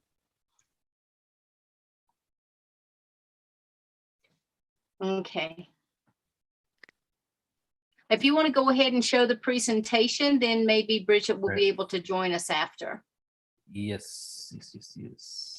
I just wanted to say really, really quick, Neil, before you pop that on, how amazing. Oh, did you get your sound back, Bridget? No, go ahead. I don't think she's I ready just yet. wanted to say how amazing your presentation was. It's like you have done all the page turning and research throughout our history and brought it all together. And it was an amazing experience, not to be forgotten. And I feel I'm having this really strong feeling to give you this message because I feel it's very important, and I feel that you're going to have a massive impact there where you are, and you are meant to be there. I really feel you're going to have such an amazing and massive impact there.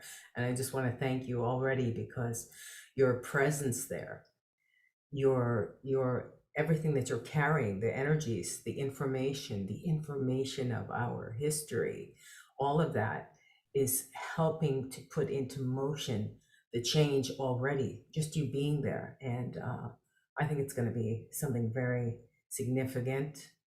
And I want to thank you now. Thank you. Thank you. Thank you. I receive. Thank you so much.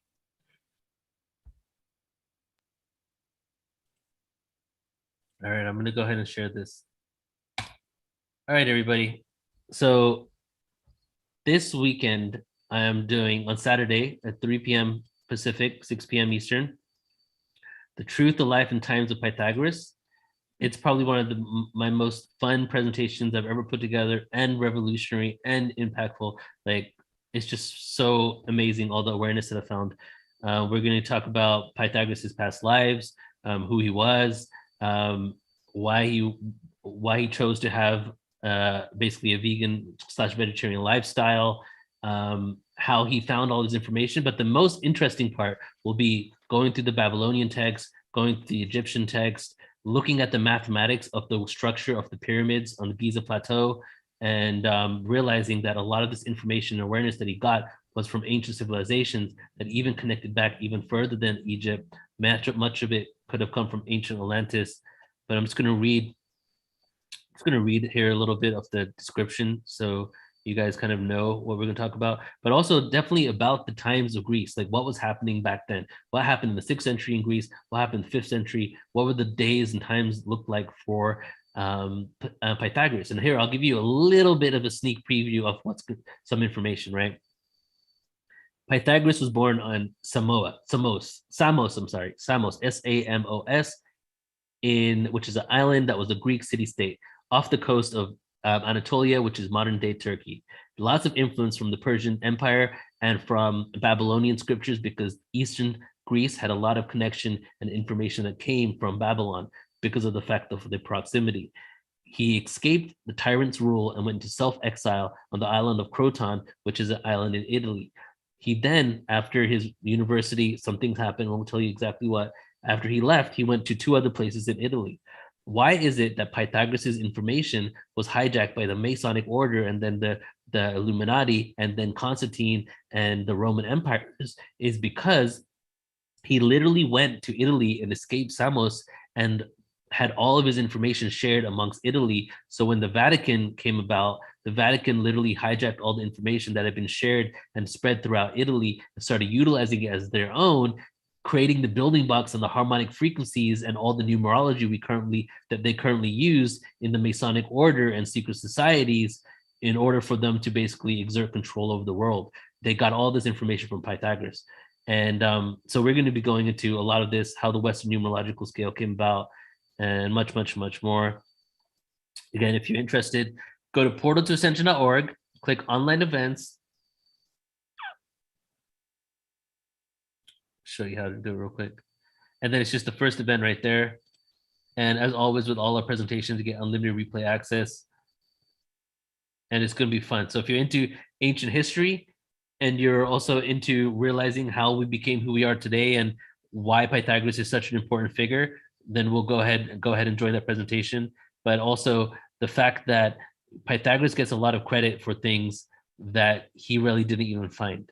So we're going to be giving a lot of reverence to the ancient civilizations in which he got it from, and demystify Pythagoras and really give credit where it's deserved in the ancient texts. So that's it for me. All right. Bridget, are you connected that you could speak now? I don't think so. Oh, okay. Sorry about that. Okay. So she wants to tell Neil that his presentation aligns with so much information that her soul team has brought through over the years. And she looks forward to being able to chat and geek out on everything. So awesome. Thank you. Thank you, Bridget. And Neil, thank you so much for such a thought-provoking, mind-expanding presentation. And I know I, for one, am going to watch this over and over again just to be able to absorb and digest all this deep and juicy information. So thank you all tonight for attending. I really appreciate it. I'm going to take you to gallery view now. So I really appreciate everyone attending. We will be back here next week at the same time on Monday. We also have the Conscious Awakening series where we'll have Stephanie Lodge coming, and she will be talking to us. And then next week, we have Dr. Richard Horowitz, who will be talking with us about his new book that's, I guess it's getting ready to be released, but it's called The Starseed Evolution/Revolution.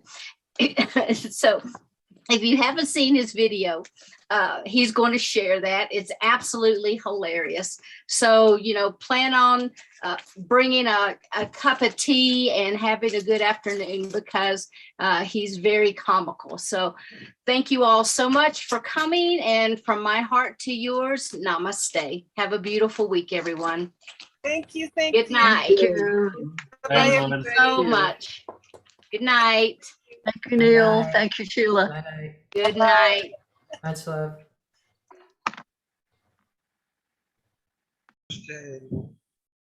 Hey.